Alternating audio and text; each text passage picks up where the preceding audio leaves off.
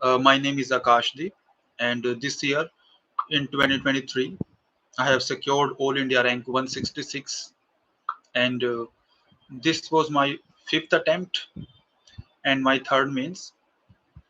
So, so this is brief about me, and uh, the video is going to be bilingual. मैं English में भी करूँगा और हिंदी में भी, मेनली हिंदी रहेगा और बाद में बीच बीच में इंग्लिश की भी बातें होंगी। तो हम शुरू करते हैं। एस्पिरेंट्स को अलग अलग टाइप के डाउट्स होते हैं जब हम इस प्रिपरेशन में हैं। तो ये मेनली डाउट क्लियरिंग सेशन ही है। मैंने अपनी जर्नी से जो भी सीखा उसके बारे में, जो भी मेरे पास एक्यूमुलेट मैंने किया है एक्सपीरियंस, उसको मैं दूसरों को दे सकूं। तो मेरे पास एक क्वेश्चंस की लिस्ट है, एक टेंटेटिव क्वेश्चंस जो जनरली एस्पिरेंट्स के मन में आ सकते हैं।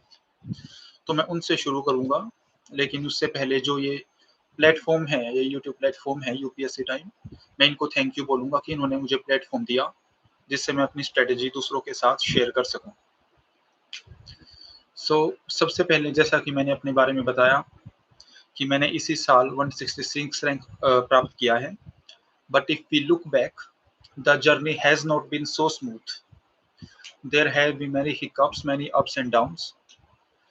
First of all, I will briefly explain to you what was my past. I am a graduate in mechanical engineering. I have done my BTech from IIT Mandi from 2014 to 2018. And after completing my graduation, I was yet to give my first attempt. और इसी तरह मैंने 4 महीने job करने के बाद मैंने अपनी जॉब को छोड़ दिया और फुल टाइम डेडिकेटेड होके प्रिपरेशन करने के बारे में सोचा। तो इट वाज ईयर 2019। सो 2019 में मैंने अपना फर्स्ट अटेम्प्ट दिया। तो फर्स्ट अटेम्प्ट देने से जस्ट प्रीलिम से जस्ट 25 डेज पहले मैंने रिजाइन किया था, जॉब को छोड़ा था। So I was preparing initially along with the job and 25 days after the job, so मुझे फील होने लगा था कि मेरे प्रिपरेशन में स्पेशली प्रीलिम्स में अच्छे मार्क्स आ रहे हैं। तो मैंने प्रीलिम्स देने की सोची और मैंने इस जॉब से रिजाइन करके प्रीलिम्स दिया। तो प्रीलिम्स में ऐसा हुआ कि समहाउ मैंने टाइम नोट नहीं किया और प्रीलिम्स में टाइम की शॉर्टेज की वजह से मेरा प्रीलिम्स क्लियर नहीं हुआ। Cut off was 98 and I was getting something around 94 point something. So in second attempt के बाद मैंने फुल टाइम प्रिपरेशन करने की सोची। उसके बाद मेरी प्रिपरेशन सारी की सारी फुल टाइम थी, मैंने कोई जॉब नहीं की। सेकंड अटेम्प्ट में हालांकि मेरा प्री फेल हुआ था, तो मैंने प्रीलिम्स पे कुछ एक्सेसिव फोकस किया। अपने मेंस पे और अपने ऑप्शनल पे मेरा फोकस काफी कम रहा। यहाँ पर मैं बता दूं कि इनिशियली जो मेरा ऑप्शनल था वो मैकेनिकल इंजीनियरिंग था। तो मैंने मैकेनिकल इंजीनियरिंग के साथ शुरुआत की क्योंकि वो मेरा ग्रेजुएशन का सब्जेक्ट था और मुझे लगता था कि मैं थोड़ा बहुत इसमें कंफर्टेबल हूँ और वो हो जाएगा।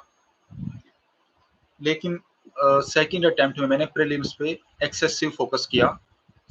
इस एक्सेसिव फोकस के कारण मेरा सेकंड अटेम्प्ट में प्रीलिम्स तो क्लियर हो गया, लेकिन मेंस नहीं हो पाया क्योंकि मैंने मेंस की उतनी प्रिपरेशन की नहीं थी। जब सेकंड मेंस का रिजल्ट आया तो मुझे पता लगा कि मेरे मेंस में स्पेशली ऑप्शनल में काफी कम मार्क्स हैं। I scored just 186 out of 500 marks, which was quite low. Apart from that, in GS2, my marks was quite low. So mainly optional and GS में भी कमियां थी, इसके कारण मेरा सेकंड अटेम्प्ट में नहीं हुआ। तो थर्ड अटेम्प्ट में के लिए समय बहुत कम था। If you know, second attempt and third attempt was amid the कोविड-19। सो कोविड-19 के बाद टाइम बहुत कम था, लेकिन बाद में एक्सटेंड हो गया। उसके अकॉर्डिंग मैं अपनी प्रिपरेशन को ढंग से पेश नहीं कर पाया। And again in third attempt I cleared the pre and in the mains I failed it. In mains, I scored above average marks in GS. The marks were fine, but in the optional subject again, my marks were too low. I scored around 221 marks. So at this time too, I missed the cutoff by around 21 marks. So fourth attempt में मुझे पता लगा कि optional मेरे लिए एक बहुत बड़ा हार्डल बना हुआ है, तो मैंने ऑप्शनल चेंज किया और मैंने फोर्थ अटेम्प्ट में पॉलिटिकल साइंस ऑप्शनल को अडॉप्ट किया। तो पॉलिटिकल साइंस मैंने सेल्फ स्टडी से किया। इसके लिए मैंने कोई भी फॉर्मल क्लासरूम कोचिंग नहीं की। तो लेकिन फोर्थ अटेम्प्ट में मेरे साथ हुआ ये कि मैंने प्रीलिम्स ही क्लियर नहीं हुआ, somehow I failed CSAT. Although in my fourth attempt, that is 2022 prelims, I managed to score around 110 marks in GS, but my marks were around 65 or 66 in the prelims in CSAT, so I failed it. And after that, in my fifth attempt, which I due to give in 2023, मैंने सी set पर और optional पे dedicated होकर focus किया। सी set पे जिस पे मैंने इनिशियली प्रिपरेशन नहीं करता था, ऐसे ही एग्जाम दे देता था सी सेट का, क्योंकि काफी इजी आता था। तो उसके बाद मैंने सी सेट के भी मॉक टेस्ट देना शुरू किया और पॉलिटिकल साइंस ऑप्शन पे भी एक टेस्ट सीरीज ज्वाइन की, उस पर काम किया और मेरा प्रीलिम्स, मेंस और फाइनल इंटरव्यू की बार क्लियर हो गया। तो ये मेरी ब्रीफ जर्नी थी। तो अब मेरे पास कुछ क्वेश्चंस हैं, कुछ टेंटेटिव क्वेश्चंस जो एस्पिरेंट्स के माइंड्स में आते हैं। तो पहले हम उन क्वेश्चंस को डिस्कस करेंगे। तो पहला क्वेश्चन, मैंने अपनी जर्नी के बारे में, कैसी मेरी जर्नी रही, एक ब्रीफ आइडिया दे दिया है। बाकी मेरी ऑप्शनल की जीएस की क्या स्ट्रेटेजी थी वो अभी आगे वीडियो में डिस्कस करेंगे। सो एक क्वेश्चन है कि मैं अपनी सक्सेस का क्रेडिट किसको देता हूँ। कोई भी सक्सेस हो, specially for a middle class family, a student who aspire to be a civil servant, it is indeed a big achievement. And कोई भी हम भी बड़ा काम करते हैं तो कुछ 1% या 2% के कारण नहीं होता, बहुत सारे लोगों का कंट्रीब्यूशन इसमें होता है। So the biggest credit will go to my parents. They have been my biggest financial and emotional supporter. उनका मेरे पे विश्वास था, जो बिलीफ उन्होंने मुझ पे दिखाया, उसी के कारण मैं आज यहाँ पहुंचा हूँ। तो सबसे बड़ा क्रेडिट तो उनको ही जाएगा, और इसी के साथ बहुत सारे छोटे-छोटे क्रेडिट्स हैं। बहुत सारे लोगों ने, या मे बी बहुत सारे टेस्ट सीरीज ने, टीचर्स ने अलग-अलग टाइम पे कंट्रीब्यूशन किया, जिसको मैं मेजर नहीं कर सकता। वो कंट्रीब्यूशन भी है। And one more contribution, there was one colleague of me, colleague means one study partner, who has studied with me and also helped with me in my final attempt during prelims, mains and interview. Uh, the That friend was an already selected candidate and undergoing training as of now. So if I consider, apart from my parents helping in my study content wise, I will give my credit to that friend also. So this is basic about the success credit. And after that, the question is how I prepared for prelims, both GS1 and CSAT. So first I will tell about GS1. In GS1, uh, the preparation, if you start, the preparation of prelims and mains initially will go hand in hand. दोनों prelims और mains की preparation साथ साथ करनी है। Prelims का UPSC ने, लेकिन जो सिलेबस है उस मेंस के सिलेबस को हमें प्रिपेयर करते हुए चलना है। मेंस के सिलेबस को प्रिपेयर करेंगे। मेंस के सिलेबस को प्रिपेयर करने के बाद अगर हम फर्स्ट अटेम्प्ट में हैं तो हमारा एम रहे कि एट लीस्ट 3 to 4 मंथ्स पहले, प्रीलिम्स की डेट से एटलीस्ट 3 to 4 मंथ्स पहले हमारा मेंस का सिलेबस कंप्लीट हो, और वो सिलेबस कंप्लीट होने के बाद हम प्रीलिम्स के टेस्ट सीरीज देना शुरू करें। GS1 की टेस्ट सीरीज के रिगार्डिंग अगर हम फर्स्ट अटेम्प्ट में हैं तो मेरा ओपिनियन ये है कि जिस तरह हम सिलेबस कंप्लीट करते हैं, तो साथ साथ हम जो प्रीलिम्स के प्रीवियस ईयर वाले क्वेश्चन हैं उसको भी साथ साथ हम देखते हुए चलें। एट लीस्ट हर वीक हम अपनी आंखों के सामने से स्कैन करें उन क्वेश्चंस को, that what are the questions, and if there is any question related to some topic that we are doing, are we able to attempt that question? And when we scan these questions in front of our eyes again and again weekly, means we will become familiar with these questions. So this is one. And 3-4 months before the date of prelims, we should start giving test series. First, I will suggest that we should give the sectional test. Sectional test means test series are available in the market for modern history, for polity, for geography, for each subject.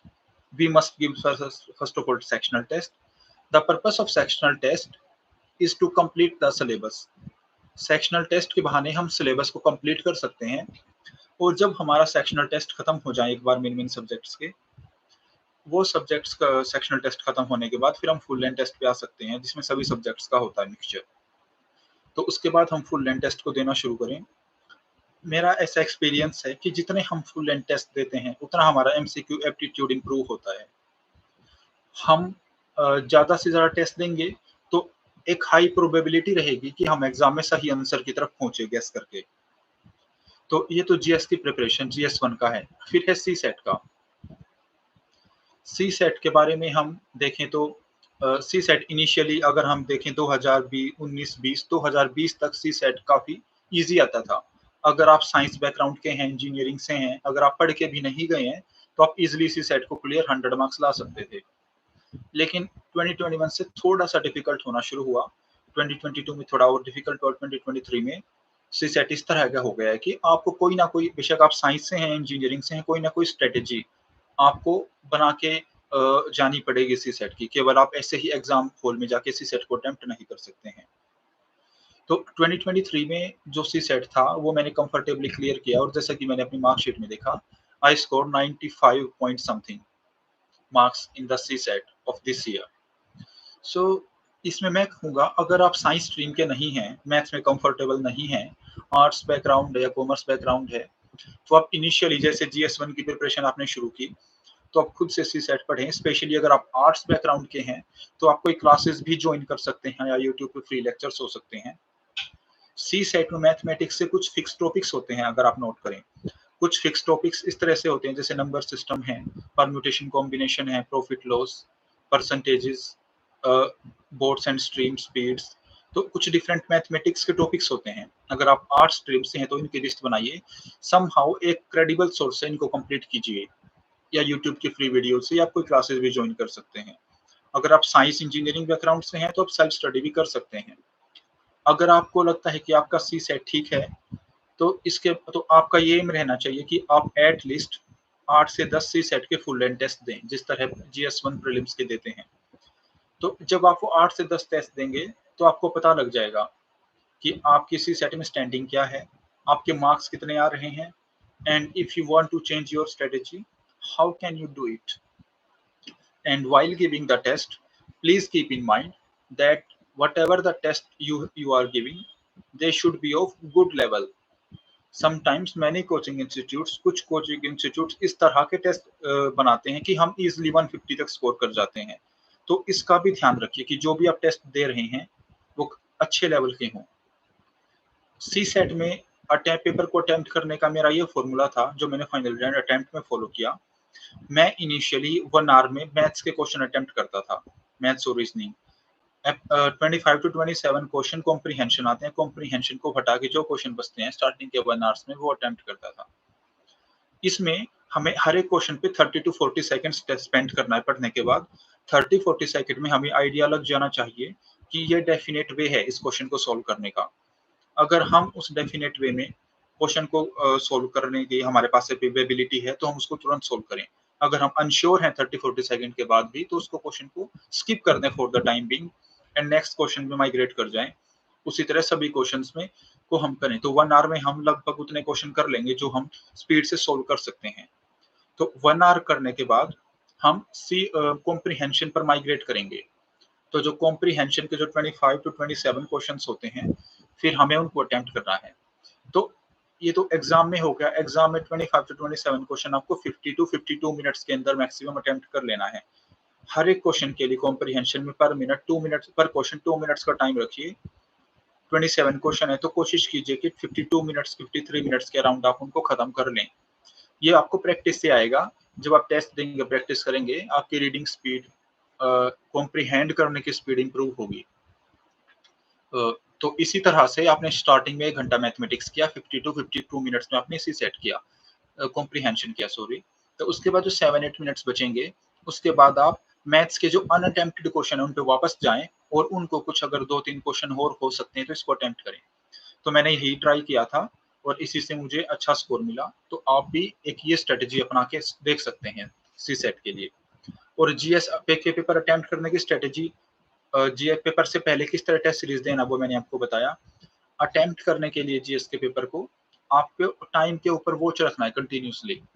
Time को हमें watch लेकर जाइए अपने साथ, analogue watch, और time को 10-10 minute में, 15 minute में देखते रहिए कि टाइम निकल तो नहीं रहा है। क्योंकि डिफरेंट डिफरेंट ऑप्शंस आते हैं, तो पेपर पढ़ने में ही बहुत टाइम लगता है, पेपर लेंथी हो जाता है.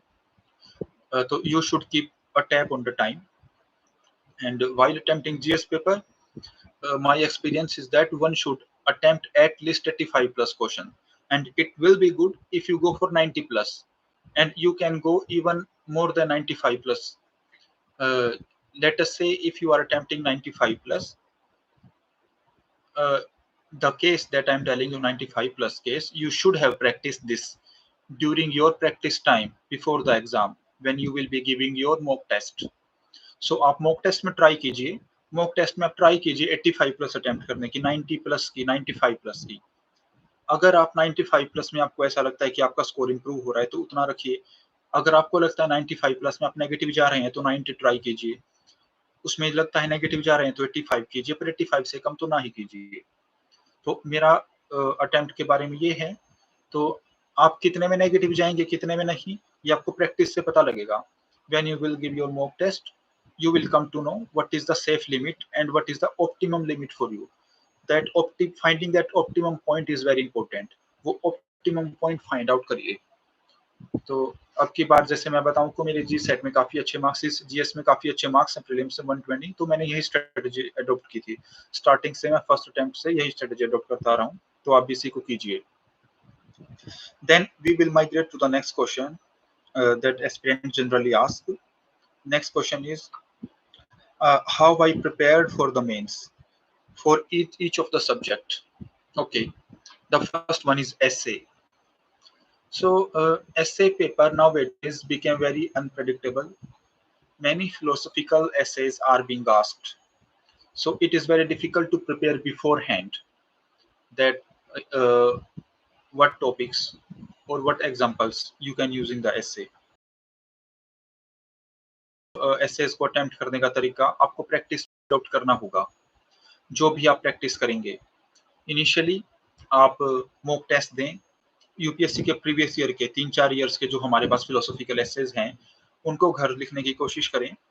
और ऐसे के बारे में सबसे इम्पोर्टेंट बात ये है कि जब आप जीएस की बेसिक बुक्स कंप्लीट कर लें, only after completing the basic book of GS you can start writing essay, not before that, because there are the plethora of content in the GS that has to be used and that you can use in the essay. That will be much beneficial for you.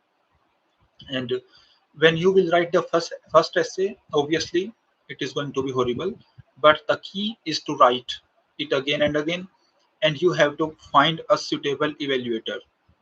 Normal essays को evaluate करना आसान है, specially philosophical essays को evaluator करना एक comparatively difficult है कि अच्छा है या बुरा है.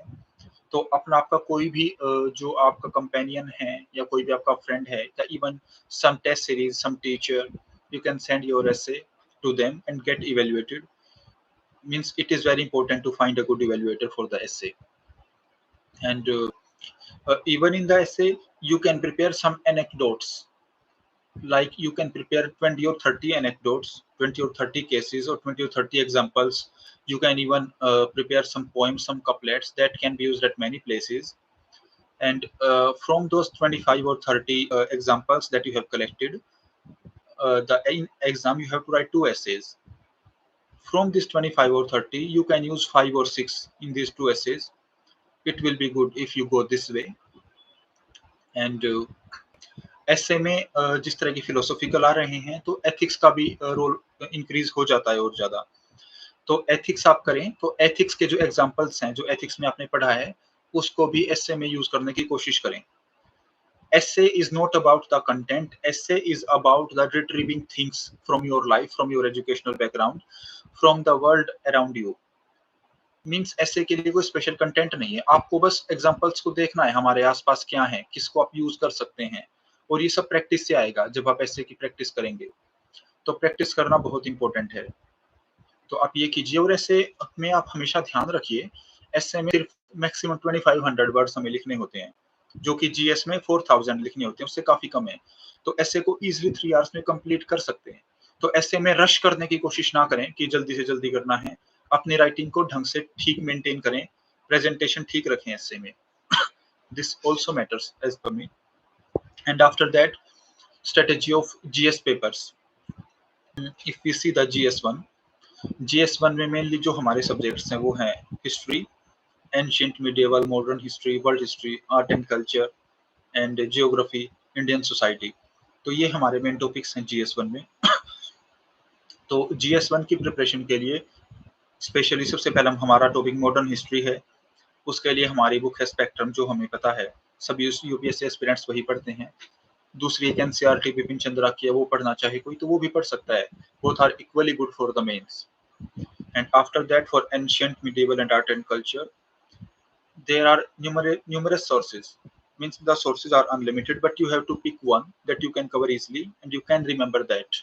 And I realized that the Tamil Nadu board NCRT, the first part, that for the 11th standard Tamil Nadu board NCRT for ancient and medieval is very good. You can follow that book.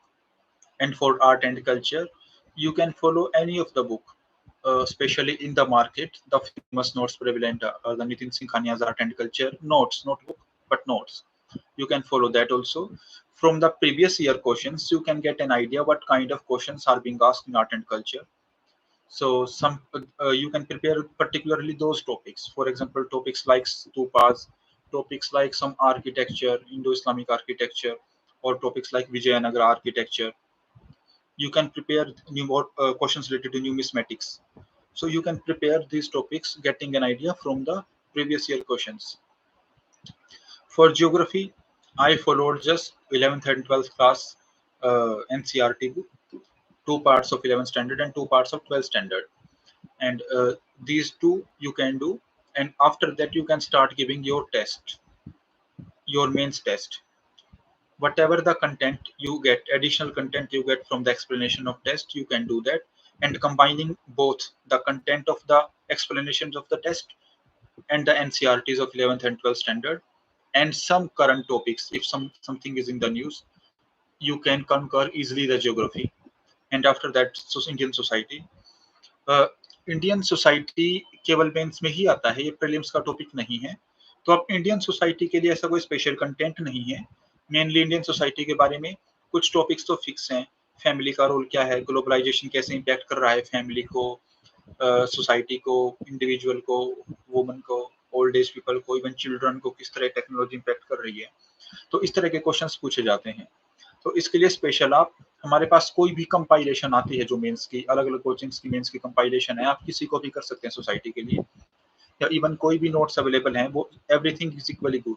The key is if you after preparing from your study material, any study material for Indian society, it will be good if you give the mock test for mains. You will realize what your performance is, you will get the content, and better if you see the previous year question and try to attempt that at home. So that will be the strategy for the Indian society. And so I think geography is covered, in society is covered, history and world history. For world history and post independence, these two topics from the GS1 are not so important. Even questions are not being asked every year from these two topics, but it is good if you prepare these selectively. Again, I will suggest you not to go through any book. If you go through any book, that will be bulkier, that will be time consuming. I will suggest whatever the notes you get from internet or from any coaching, from whatever source, you adopt that and just read that note and underline that or prepare your own short note from that notes. Let us say world history, example, American Revolution, French Revolution, Russian Revolution, American Civil War, first world war, second world war, inter war period, इस तरह के topics काफी fix हैं। तो कुछ 10-11 topics हो सकते हैं इस तरह के, उनको प्रिपेयर कर लीजिए एक एक पेज की शॉर्ट नोट्स बना के, वर्ल्ड हिस्ट्री में वो हो जाएगा काफी। एंड पोस्ट इंडिपेंडेंस में भी हर ईयर क्वेश्चंस नहीं पूछे जाते हैं, तो पोस्ट इंडिपेंडेंस के लिए भी आप ऐसे कर सकते हैं। तो पोस्ट इंडिपेंडेंस में आप कुछ सेलेक्टेड टॉपिक्स को ही प्रिपेयर करें। For example, post independence consolidation, India में क्या क्या प्रॉब्लम्स थी पोस्ट इंडिपेंडेंस, एंड हमने प्रिंसली स्टेट्स को कैसे इंटीग्रेट किया, पोस्ट इंडिपेंडेंस रिफ्यूजी प्रॉब्लम को कैसे सोल्व किया, जो हमारा लिंग्विस्टिक बेस पे रीऑर्गेनाइजेशन हुआ है कंट्रीज का, वो किस तरह से हुआ है, अभी रीऑर्गेनाइजेशन हो रहा है, अभी नेशनलिज्म की डिमांड, अभी अलग अलग स्टेट्स की डिमांड है, वो कैसी है। तो पोस्ट इंडिपेंडेंस में यही टॉपिक है, कुछ सेलेक्टेड 5-6 टॉपिक्स हैं, इनकी लिस्ट बनाएं और इनको प्रिपेयर करें। टॉपिक्स का आइडिया जब आप प्रीवियस ईयर देखेंगे क्वेश्चंस को, उनसे आपको आइडिया लग जाएगा। तो ये बेसिकली GS1 का हो गया। अभी कई क्वेश्चंस पूछते हैं कि आपको स्पेक्ट्रम की अपेंडिक्स करनी है या नहीं। तो अपेंडिक्स में कोई अलग से चीज नहीं दी गई है, जो स्पेक्ट्रम के अंदर है वही एक कंसोलिडेटेड वर्जन में कुछ फैक्ट्स को अपेंडिक्स में दिया गया है। तो अपेंडिक्स में कुछ इस तरह का होगा, कांग्रेस सेशंस, कांग्रेस के प्रेसिडेंट्स, तो कुछ इंपॉर्टेंट कांग्रेस के प्रेसिडेंट्स का पता होना चाहिए, कौन कितनी बार बना है। ये जरूरी नहीं है, कुछ कुछ प्रेसिडेंट्स जो हैं जैसे दादा भाई नौरोजी या कुछ और 3 बार बने हैं प्रेसिडेंट। तो कुछ important facts during independence at 1947 उस टाइम कौन प्रेसिडेंट था, जब फर्स्ट रूरल सेशन में कौन प्रेसिडेंट था, गांधी जी कब प्रेसिडेंट बने। तो कुछ इंपॉर्टेंट फैक्ट्स पता होने चाहिए। कांग्रेस सेशन के जो इंपॉर्टेंट कांग्रेस सेशन है केवल उन्हीं के बारे में पता हो। जैसे फर्स्ट सेशन है, कलकत्ता सेशन है, नागपुर सेशन है, वर्धा सेशन है, त्रिपुरा एंड हरिपुरी सेशन है, कराची सेशन 1931। सो ये कुछ इंपॉर्टेंट सेशंस हैं जो पता होना चाहिए। जैसे एनसीएम के टाइम जो सेशन हुआ, सिविल डिसोबीडियंस मूवमेंट के टाइम जो सेशन हुआ, क्विट इंडिया मूवमेंट के टाइम जो सेशन हुआ, इंडिपेंडेंस से जस्ट पहले जो सेशन हुआ, कराची में जो सेशन हुआ, तो सूरत स्प्लिट 1905-6-7 इस टाइम जो सेशन हुए, तो इंपॉर्टेंट सेशंस का पता होना चाहिए। तो हम ये कर सकते हैं। तो इसके बाद है GS2। अब GS2 की स्ट्रेटेजी, GS2 में मेनली अगर हम देखें तो 3 ब्रॉड टॉपिक्स हैं। एक है इंडियन पॉलिटी, एक है इंटरनेशनल रिलेशंस और एक एडिशनल टॉपिक्स हैं जो हमारा सोशल इश्यूज या वल्नरेबल सेक्शंस बोल सकते हैं, ये सब इश्यूज हैं। तो इंडियन पॉलिटी के लिए एक सॉल्यूशन हम सभी को पता है, सबसे बेस्ट सॉल्यूशन लक्ष्मीकांत या कोई भी और सोर्स जिसको भी आप पढ़ना चाहें उसको पढ़ सकते हैं। पर्सनली मैंने लक्ष्मीकांत नहीं पढ़ी थी, मैंने बाजीराम की येलो बुक को फॉलो किया था और वो मुझे लक्ष्मीकांत से काफी बेटर लगी। मुझे लगता है कि लक्ष्मीकांत में अभी भी काफी चीजें लैकिंग हैं, तो आप देख सकते हैं जो भी आपको सुटेबल लगे। अगर आपने पहले लक्ष्मीकांत पढ़ ली है तो no problem, you can go with that is also fine. But apart from that, polity में GS2 में का मोस्टली क्वेश्चंस कंटेम्पररी अफेयर से आते हैं, जो करंट में कोई भी इश्यूज चले हुए हैं। तो करंट के इश्यूज भी आपको प्रिपेयर करने हैं इसमें along with that। And after that international relations भी लगभग पूरा का पूरा ही डायनेमिक है, करंट से रिलेटेड है। तो इसके लिए अलग से कुछ नहीं करना है आपको। हमें कोई भी कंपाइलेशन या कोई भी अगर हम करंट अफेयर्स पढ़ रहे हैं तो हमें जो इंपॉर्टेंट टॉपिक्स हैं उनकी लिस्ट बनाएं और हर एक टॉपिक के लेटेस्ट से 10 टॉपिक्स, 12-15 टॉपिक्स, तो IR के उतना टॉपिक्स के शॉर्ट नोट्स बना लें मेंस के लिए, उनको प्रिपेयर करें। तो मेन स्ट्रेटेजी GS2 के लिए जो कि काफी करंट ओरिएंटेड है यही रहेगी। बेसिक सोर्सेज को कवर करने के बाद आप पिछले 8-10 महीने में, तो कम से कम 10 महीने में जो भी टॉपिक्स आए उनको लिस्ट बनाइए। लिस्ट बनाने के बाद इंपॉर्टेंट टॉपिक्स की उन सभी के शॉर्ट नोट्स बनाइए। For example, for the paper 2 you can have 70 topics और 60 टॉपिक्स। तो 60-70 टॉपिक्स के आप 1 पेजर्स के नोट्स बना सकते हैं जो करंट के हैं। तो आपको उसका जो करंट का पोर्शन है वो कवर हो जाएगा, जो कि मोस्टली एग्जाम में आता है। Again, vulnerable section, social issues, you can refer any compilation of means। जो ईयरली कंपाइलेशन आती हैं, you can refer to any compilation. And for GS3, again GS3 भी मोस्टली करंट ओरिएंटेड है। तो GS3 में भी आप ऐसा ही कीजिए कि आप जो 10-12 महीने में जो भी हमारे टॉपिक्स आए हैं, आप कंपाइलेशन से सर्च कर सकते हैं, उनकी लिस्ट बना सकते हैं।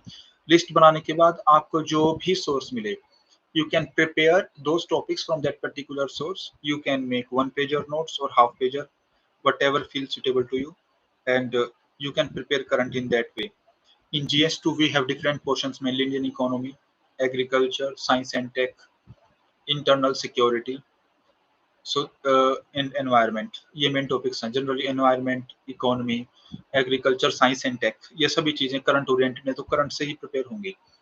इंटरनल सिक्योरिटी एक कंपैरेटिवली काफी फिक्स टॉपिक है। कुछ टॉपिक्स हैं उन्हीं से इसमें क्वेश्चंस रिपीट होते हैं। तो इसमें हम देख सकते हैं जैसे लेफ्ट विंग एक्सट्रीमिज्म है, साइबर सिक्योरिटी है, या इवन टेररिज्म से रिलेटेड है, मनी लॉन्ड्रिंग है। तो इन टॉपिक्स को आप प्रिपेयर कर लीजिए, शॉर्ट नोट्स बना लीजिए इन टॉपिक्स के किसी भी सोर्स से। इवन आप प्रीवियस ईयर क्वेश्चन करेंगे इंटरनल सिक्योरिटी के तो उसमें भी ये सभी टॉपिक्स मिल जाएंगे आपको। तो इस तरह से आप इंटरनल सिक्योरिटी को प्रिपेयर करें और GS3 इस तरह से हो जाएगा। GS4 है एथिक्स। एथिक्स में थोड़ा सा इनिशियली आपको टाइम स्पेंड करना पड़ेगा।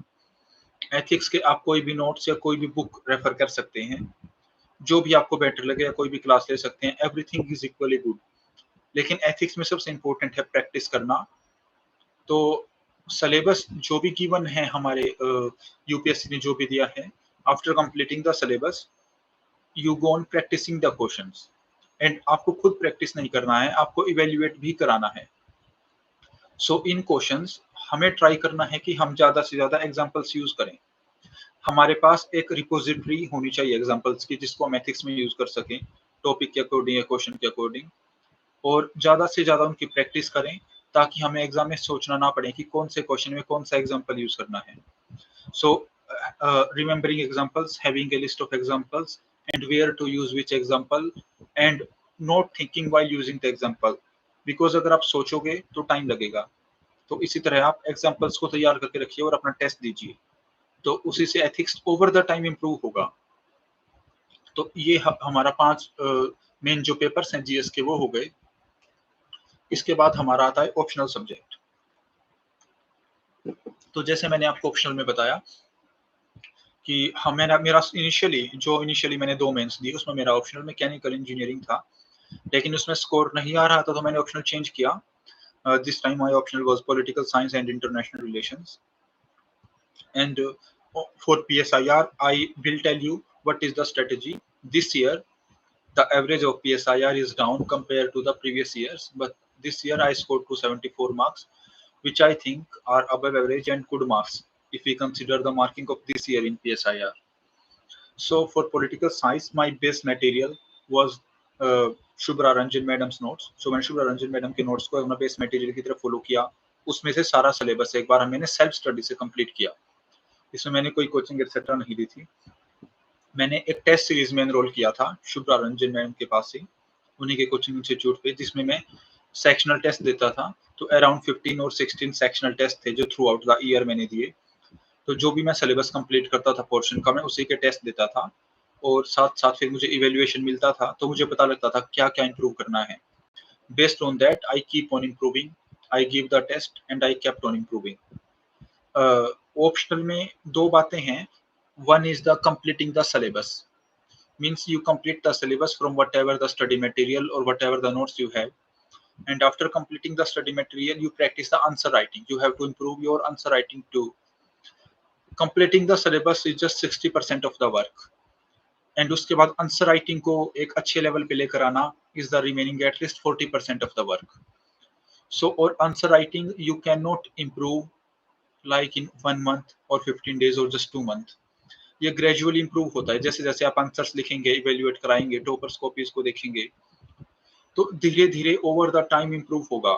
उसमें फ्लो आना इतना इजी नहीं है, धीरे धीरे फ्लो आएगा आपकी आंसर राइटिंग में। तो आप जल्दी से जल्दी आंसर राइटिंग शुरू करें सिलेबस कंप्लीट होने के बाद ऑप्शनल की। ओवर द टाइम आप आंसर राइटिंग इंप्रूव कर पाएंगे और उसको इवेल्युएशन भी कराएं। साथ साथ बार बार पीएसआईआर की टॉपर कॉपीज को देखते रहें। जैसे I used to follow the blog of Mr. Utkarsh Dwivedi, who was selected earlier in 2021 and had good marks in political science. So उनकी कॉपीज में देखता था, तो उत्कर्ष द्विवेदी जी की कॉपीज देखने के बाद मुझे पता लगा कि हाँ इस तरह से लिखना है। तो आप भी उसी तरह से लिखने की कोशिश कीजिए। आपका एम ये रहना चाहिए कि आपके आंसर्स जो जिन्होंने अच्छे मार्क्स स्कोर किए हैं ऑप्शनल में उनसे मैच करें। अगर आपको अपने आंसर्स उनके इक्वल या उनसे बेटर लग रहे हैं तो आप सही लिख रहे हैं। अगर आपको लग रहा है कि नहीं उन जैसे नहीं है, तो you have to improve. Your answer should like toppers answers. So this is the way. And answer writing course या कोई भी टेस्ट ज्वाइन करेंगे, that will be better, that help in improving. And apart from that, it is better to have very short note in the optional, especially in political science. In political science, the syllabus is huge, and you have to remember the facts, because examiner will give marks for those things that you will produce on the paper on the exam day, and for that you have to have the memory, and for having the memory you have to remember the things that will come only from the short notes. So आप short notes भी बनाए PSIR के, तो that will be better. So PSIR में practice जरूरी है answer writing की, सिर्फ सिलेबस कंप्लीशन से नहीं होगा। Answer writing is very very important. So आप आंसर राइटिंग करिए। तो इससे आपको रियली काफ़ी फ़ायदा होगा और टॉपर्स के आंसर से अपने आंसर्स को मैच कीजिए। सो PSIR में तो इतना ही है, तो इतना ही करने में आप काफ़ी टाइम लग सकता है आपको, तो इस पे फ़ोकस कीजिए। अब इसके बाद एक जो इम्पोर्टेंट क्वेश्चंस पूछते हैं सभी, वो है कि हमने अपना ऑप्शनल सब्जेक्ट क्यों चूज़ किया या कैसे चूज़ किया? मेरा केस डिफरेंट था, जैसा मैंने आपको बताया पहले भी कि मेरा मैकेनिकल इंजीनियरिंग ऑप्शनल था इनिशियली 2 मेंस में। तो in the first mains in my optional in mechanical engineering, I scored 186 marks.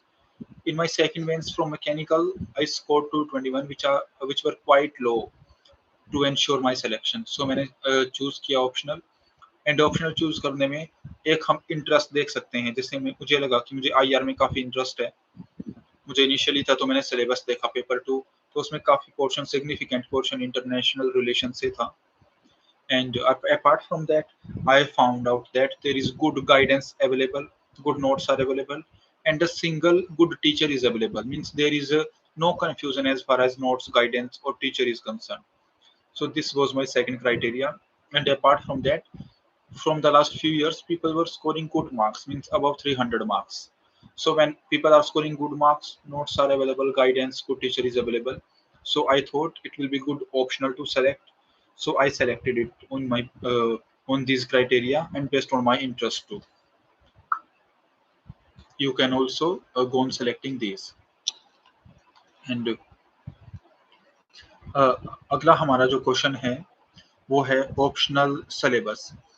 अब पॉलिटिकल साइंस के ऑप्शनल का सिलेबस जो लोग शुरू करना चाहते हैं, जो भी एस्पिरेंट सिलेबस को शुरू करना चाहते हैं, वो देख सकते हैं कि यूपीएससी का जो वेबसाइट है उस पर सभी सिलेबस जो भी ऑप्शनल सब की पीडीएफ है। तो ब्रीफ में मैं बता देता हूँ। तो हमारे 2 पेपर्स होते हैं ऑप्शनल में पॉलिटिकल साइंस में, जो कि सभी में है। पेपर 1 जो हमारा है वो मेनली पॉलिटिकल साइंस से रिलेटेड है और पेपर 2 मेनली इंटरनेशनल रिलेशन से रिलेटेड है। तो पेपर 1 के अंदर भी 2 पार्ट हैं, paper 1 part 1, part A and part B. In part A we have different portion. One is political theory, other is political ideology, other is western political thought and Indian political thought. तो ये 4 portions हैं main. तो इनमें सबसे जो important portions है वो political theory और western political thought, ये 2 portions very very important. These two are conceptual topics, means facts are also there, but you can remember facts better and use facts better if you have the conceptual clarity. That is very important.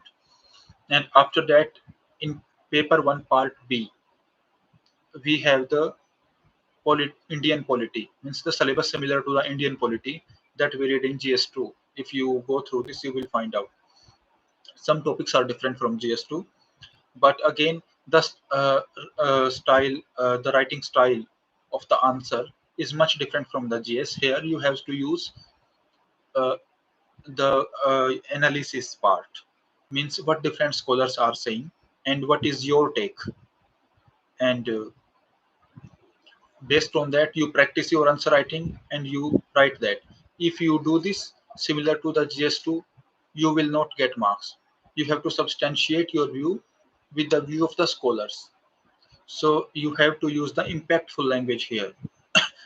And additionally, you can use the things from paper 1, part 1, means you have to link the part A and part B. This is very important, and this interlinking will come over the time when you keep doing on the answer writing continuously, and you should have a flow in your answer. And if we go on the paper 2 of the optional, again in paper 2 similar to the paper 1, we have part A and part B. In paper 1 we have part 1. In part 1 first we have comparative politics and then some basic theory of international relation. This is also easier part, less conceptual compared to the paper 1. And the part 2 is the Indian foreign policy, means India's relations with the different countries. So this is the basic syllabus. The minute details of the syllabus you can go through on the PDF given on UPSC website. And after that the question is optional strategy. I just told you the strategy of optional when I discussed the main strategy of different GS papers, essay and optional. And book list and sources. मैंने optional का आपको book list बता दिया है। Shubhra Ranjan ma'am के notes मैंने basically follow किए और टॉपर्स की कॉपीज और जो भी मुझे टेस्ट दिए मैंने आंसर जो एक्सप्लेनेशंस मिली कोचिंग्स वगैरह से, उसको अपने जो भी नोट्स हैं या जो भी अपना मैं रिवाइज करता हूँ, तो उसमें ऐड करता जाता था और उसी को यूज करता था कि अगर मुझे कुछ इंपॉर्टेंट लगता है। तो having short notes is important so that you can note down important things at one place. And उसके बाद है other book list of GS. अगर मैं देखूं तो जीएस की बुक लिस्ट आपको पता ही है, जो मैंने जीएस की प्रिपरेशन के टाइम बताया। आप कुछ भी फॉलो करें, कोई भी बुक फॉलो करें मार्केट में जो भी फेमस बुक है, everything is good. The important thing is you practice, you revise them and again. You for prelims you give more mock test, you go through the previous year papers. For means the more mock test you will give, the better you will become. Similarly for the mains, you have to give more and more mock test. You have to give, even if you are not giving mock test, you have to write more and more answers. Answer writing is more important, and judging that answer is also important. The other person that is evaluating your answer means should be evaluating with a good mind. And after that mains answer को कैसे frame करना है। So mains answer writing, आजकल mains में जो मेरा experience है उसके बेसिस पे मैं आपको बताता हूँ कि मेंस में आंसर लिख रहे हैं, अगर हमें कोई भी आंसर आता है, लेट अस से 20 questions are there and for most of the questions we know the content, we know the good content. Just good content is not enough for scoring the marks. Answer should look aesthetically good. So aesthetically अच्छा लगना बहुत जरूरी है answer को, and इसके लिए आपको answer लिखने के बाद, कंटेंट लिखने के बाद, स्पेशली आपने 2 पेजेस पे लिखा, 3 पेजेस पे लिखा, तो लिखने के बाद आपको कैसा लग रहा है, दैट इज ऑल्सो इम्पोर्टेंट। आप इसके लिए डायग्राम्स बना सकते हैं, जैसे इंडिया का मैप या कोई और डायग्राम्स है, फ्लो चार्ट, कुछ भी बनाइए। You have to be innovative. Innovative होना, क्रिएटिव होना बहुत जरूरी है, जिससे आपके मेंस के जो आंसर है अच्छे दिखें। एस्थेटिकनेस होना बहुत जरूरी है कंटेंट के साथ साथ। तो अगर आपका कंटेंट थोड़ा वीक है कंपैरेटिवली, लेकिन एस्थेटिक्स अच्छी है, then there are high chances that you will score good. And अगर आपने एस्थेटिक्स पे ध्यान नहीं दिया है, केवल कंटेंट ही है, तो देयर आर चांसेस कि आप 100 के आसपास ही रहें। So this is about the answer writing. And for us answers of the mains, you should follow the toppers copies. There are many toppers who have scored good marks in mains. Just go through those copies and just see the format. Just see the diagram and try to adopt that format, that diagram in your copies. So that will also help you. And after that, multi-dimensional answer हम कैसे लिखें? Answer writing की practice का मैंने आपको बताया है। आप खुद प्रीवियस ईयर के आंसर्स लिखिए, इवेल्युएट कराना जरूरी है, और 3 आवर्स के टेस्ट भी दीजिए। टेस्ट देना एक फिक्स ड्यूरेशन में, 3 hours writing practice, that you should write 4000 words in 3 hours is very important.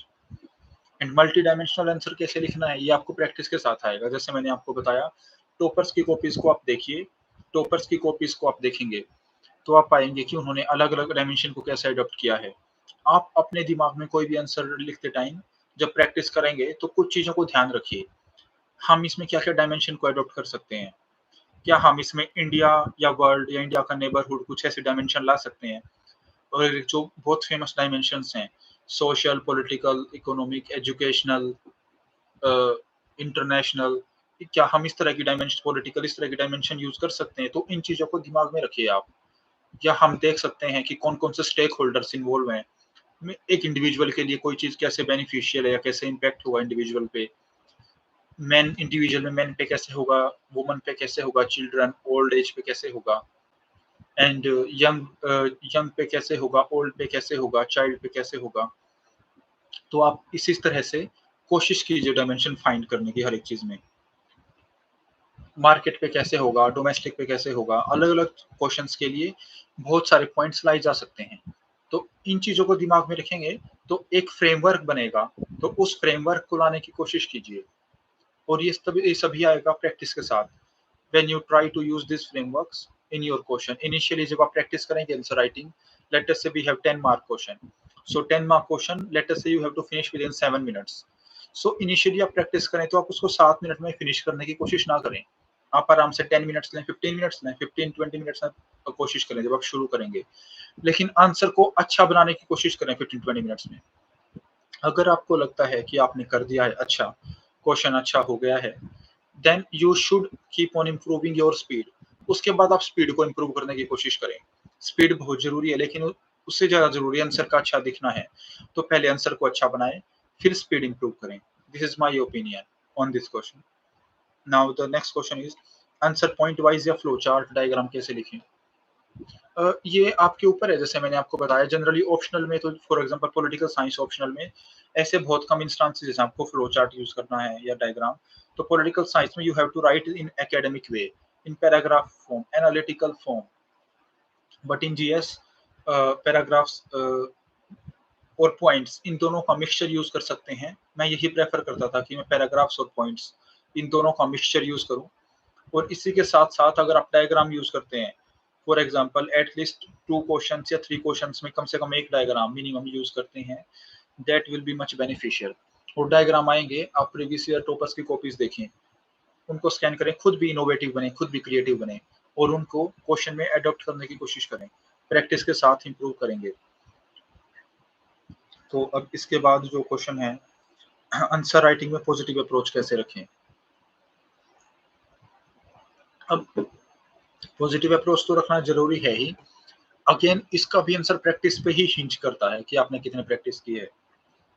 For example आपने कोई भी क्वेश्चन देखा और उस क्वेश्चन के बारे में आपको थोड़ा-सा ही कंटेंट पता है।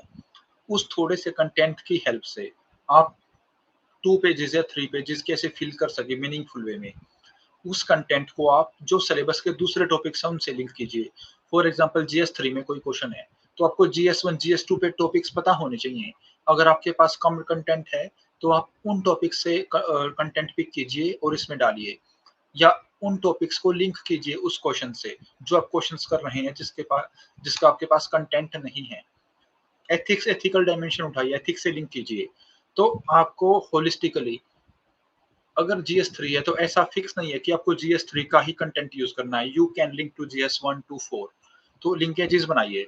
When you get used to these linkages, even if you have short content, you can fill the pages in a meaningful way. That is very important. That will come again with the practice only. And after that, the main question is, अगर prelims mains या interview में question का answer नहीं आता तो answer कैसे करें? Mains का मैंने आपको बताया कि नहीं आता, कुछ कंटेंट पता है तो कैसे कर सकते हैं। अगर प्रीलिम्स में नहीं आता, ये आपको प्रैक्टिस से पता लगेगा जब आप मॉक टेस्ट देंगे। लेट अस से प्रीलिम्स में 100 क्वेश्चन है टेस्ट में, जीएस में, और आपको 15 क्वेश्चंस 20 क्वेश्चंस का आंसर बिल्कुल नहीं आता। मीन्स आप एक ऑप्शन भी एलिमिनेट नहीं कर पा रहे हैं। तो आप मॉक टेस्ट में ऐसा करें, उन 20 में से जो आपको गट फीलिंग है, उस गट फीलिंग के बेस पे क्वेश्चंस को लेट अस से आपने 15 अटेम्प्ट कर दिए, गट फीलिंग के बेसिस पे। Then you check after completing the test that out of those 15 questions, how much correct you are getting. And let us say from the 15 you are getting 6 correct and 9 incorrect. So overall your score will be positive. अगर आपने उन questions को छोड़ा होता 20 और 15 questions को, तो आपको कोई स्कोर नहीं आता। तो अब आपने अटेम्प्ट किया तो कुछ ना कुछ आपका पॉजिटिव स्कोर बनेगा। लेकिन अगर आप उनको अटेम्प्ट करने के बाद नेगेटिव में जा रहे हैं, बार-बार आपने 6-7 टेस्ट दिए, 6-7 टेस्ट में सब में नेगेटिव में गए हैं, तो आप उनको छोड़ दें। अगर मोस्ट ऑफ द टेस्ट में पॉजिटिव में जा रहे हैं, तो उनको आप अटेम्प्ट करें। जैसा मैंने आपको बताया, कम से कम 85 प्लस या 95 प्लस या 95 प्लस इतना कोशिश करें अटेम्प्ट करने की। आपकी पर्सनल लिमिट क्या है, ये आपको जब मॉक टेस्ट देंगे, उसमें आपको आइडिया लगेगा बहुत सारे टेस्ट देने पे, कि आप कितने टेस्ट देने पे अपना स्कोर को ऑप्टिमाइज़ कर पा रहे हैं। नाउ प्रीलिम्स मेंस की तैयारी अलग-अलग करनी चाहिए या साथ मैंने आपको बताया, इनिशियली तैयारी साथ ही होती है। प्रीलिम्स से 3-4 महीने पहले प्रीलिम्स स्पेसिफिक हो जाना चाहिए पूरा। प्रीवियस ईयर पेपर्स के बारे में भी क्वेश्चन आते हैं कि इम्पोर्टेंट है या नहीं, तो मोस्ट इम्पोर्टेंट है। जब भी आप सिलेबस कर रहे हो, मीन्स सिलेबस कंप्लीशन होने के बाद ना, even when you are in your first attempt and doing the syllabus, you should keep an eye on the previous year questions of both prelims and mains. UPSC के previous year question papers को analyse कैसे करना है? इसमें analysis का important कुछ नहीं है। सबसे इम्पोर्टेंट ये है कि हर एक क्वेश्चन को ये जानने की कोशिश करें कि किस टॉपिक से आया है और जो टॉपिक आपने पढ़ा है, क्या आपके पास स्टडी मटेरियल है उस क्वेश्चन को अटेम्प्ट करने का? अगर नहीं है, तो उस टॉपिक का वो स्टडी मटेरियल तैयार करें। टॉपिक वाइज आपको पता होना चाहिए। तो टॉपिक वाइज पता होने के बाद जो भी स्टडी मटेरियल आपको आपके पास मिले है आपको मिलेगा, तो उससे उसको अटेम्प्ट करने की कोशिश करें, अगर वो मटेरियल नहीं है तो ऐड करें। तो एनालाइज ऐसे ही करना है। Analysis is not that difficult. Prelims में जब आप एनालाइज करेंगे तो प्रीलिम्स में आप ये देखें कि किस टाइप का क्वेश्चन पूछा गया है, और इवन ऑप्शंस पे भी ध्यान दें। कई बार ऐसा है कि ऑप्शंस को एलिमिनेट करना आसान होता है, अलग अलग वर्ड्स होते हैं, थोड़ा साइकोलॉजिकली देखें कि एग्जामिनर ने ये क्वेश्चन ऑप्शन क्यों दिया है। क्या ये ऑप्शन जस्ट फिलिंग के दिया है, अगर 4 ऑप्शन से केवल एक ऑप्शन को फिल करने के लिए दिया है, या कोई ये सीरियस ऑप्शन है। तो आप इन चीजों पे ध्यान दें, थोड़ा सा साइकोलॉजिकली सोचें जब आप एनालाइज करें। तो उसके बाद है कि आप पीवाईक्यू से क्वेश्चन थीम रिपीट होते हैं। थीम तो डेफिनेटली रिपीट होती है मेंस में काफी। क्वेश्चंस भी कुछ दो चार क्वेश्चन हर साल प्री में रिपीट हो सकते हैं। एथिक्स में काफी रिपीटिशन हो सकती है। अगर क्वेश्चन रिपीट ना भी हो, अगर आप अगर आपने प्रीवियस ईयर क्वेश्चन दिए हैं, तो उस कंटेंट को आप नए क्वेश्चंस में यूज कर सकते हैं उठाकर। उसमें से कुछ कुछ पॉइंट्स जो नेक्स्ट पेपर देंगे उसमें यूज कर सकते हैं। तो it is important to do the previous year papers. उसके बाद है इंटरव्यू बोर्ड और इंटरव्यू पैनल के बारे में। तो इंटरव्यू बोर्ड और पैनल के बारे में मैं बताऊं तो मेरा इंटरव्यू 20 फरवरी 2024 को था, और ये मेरा फर्स्ट इंटरव्यू ही था। और ये इंटरव्यू मेरा संजय वर्मा सर के बोर्ड में था, जो कि रिटायर्ड IFS हैं। तो इस इंटरव्यू के लिए मैंने कई मॉक इंटरव्यूज दिए, इनिशियली 4-5 मॉक इंटरव्यूज दिए। तो मुझे, और साथ साथ मैंने इंटरव्यू की प्रिपरेशन में न्यूज़पेपर पे ज़्यादा फोकस किया, अपने ऑप्शनल पे, अपनी डेफ पे, और न्यूज़पेपर्स में जो एडिटोरियल्स हैं, कम से कम 2 न्यूज़पेपर्स तो मिनिमम है जो आपको करने चाहिए। तो न्यूज़पेपर्स पे फोकस ज़्यादा किया। तो संजय वर्मा सर के बोर्ड में इंटरव्यू हुआ, and I scored above average, means I think these are good marks as far as the particular board is concerned. I scored 191 from that board. Interview की तैयारी कैसे करनी है, स्पेशली आपको डेफ प्रिपेयर करना है। डेफ जब भी आप मेंस क्लियर होने के बाद डेफ फिल करें, तो आप उसको बहुत क्लियर माइंड के साथ फिल करें कि जो आप फील कर रहे हैं उसमें कुछ भी झूठ नहीं है। अगर आपने कोई चीज ऐसी फील की है जो आपने लाइफ में कम की है, तो आप इस तरह का हो कि आप उसको प्रिपेयर कर सकें in the main time. That is also important. तो इसी तरह से आप प्रिपेयर करें, और डेफ का प्रिपरेशन बहुत जरूरी है। हर एक कीवर्ड को प्रिपेयर करें आप। अगर आपने कोई स्पोर्ट लिखा है, कोई सोशल एक्टिविटी है, इवन आपका विलेज, आपका स्टेट, आपका डिस्ट्रिक्ट, आपका नाम, आपके एजुकेशनल बैकग्राउंड, अगर आपने कोई गैप ईयर्स दिए हैं, क्यों दिए हैं, आपने कहीं और काम किया है, किसी और एक्टिविटी में इंडल्ज हुए हैं जो आपने डेफ में लिखी है, आप 100% क्लियर माइंडेड हो उसके बारे में। तो आप इस तरह करना है। साथ में आपको करंट इश्यूज के ऊपर एक नज़र बनाए रखनी है। Current issues, for example, from different newspapers. I think you should read at least 2 newspapers.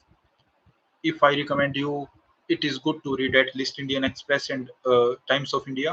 Apart from that, you can read The Hindu or Hindustan Times, etc. You can even read any one economic newspaper. It might be Financial Express, Business Line, or Economic Times, whatever suitable you find. But interview में एक holistic view होना, अलग अलग views क्या क्या हैं किसी issue के बारे में, एक तटस्थ होकर, एक इम्पार्शियल होकर एनालिसिस करना is very important. And apart from that, you should have the fine communication skills. For that, you have to read the editorials, you can practice giving answers, you have to give mock interviews. From that, you will get in habit of having the good communication that is required for the interview. अभी है interview experience मेरा ठीक रहा। मेरा interview 25 to 30 minutes के बीच में था। तो total 5 panelists were there, and most of the questions they asked were related to the contemporary affairs, means the current issues, and some questions were from DEF also. So preparing DEF and current issues is very important. And the most important thing in the interview that I also kept in my mind is whatever you speak with a clear mind. You should have no confusion.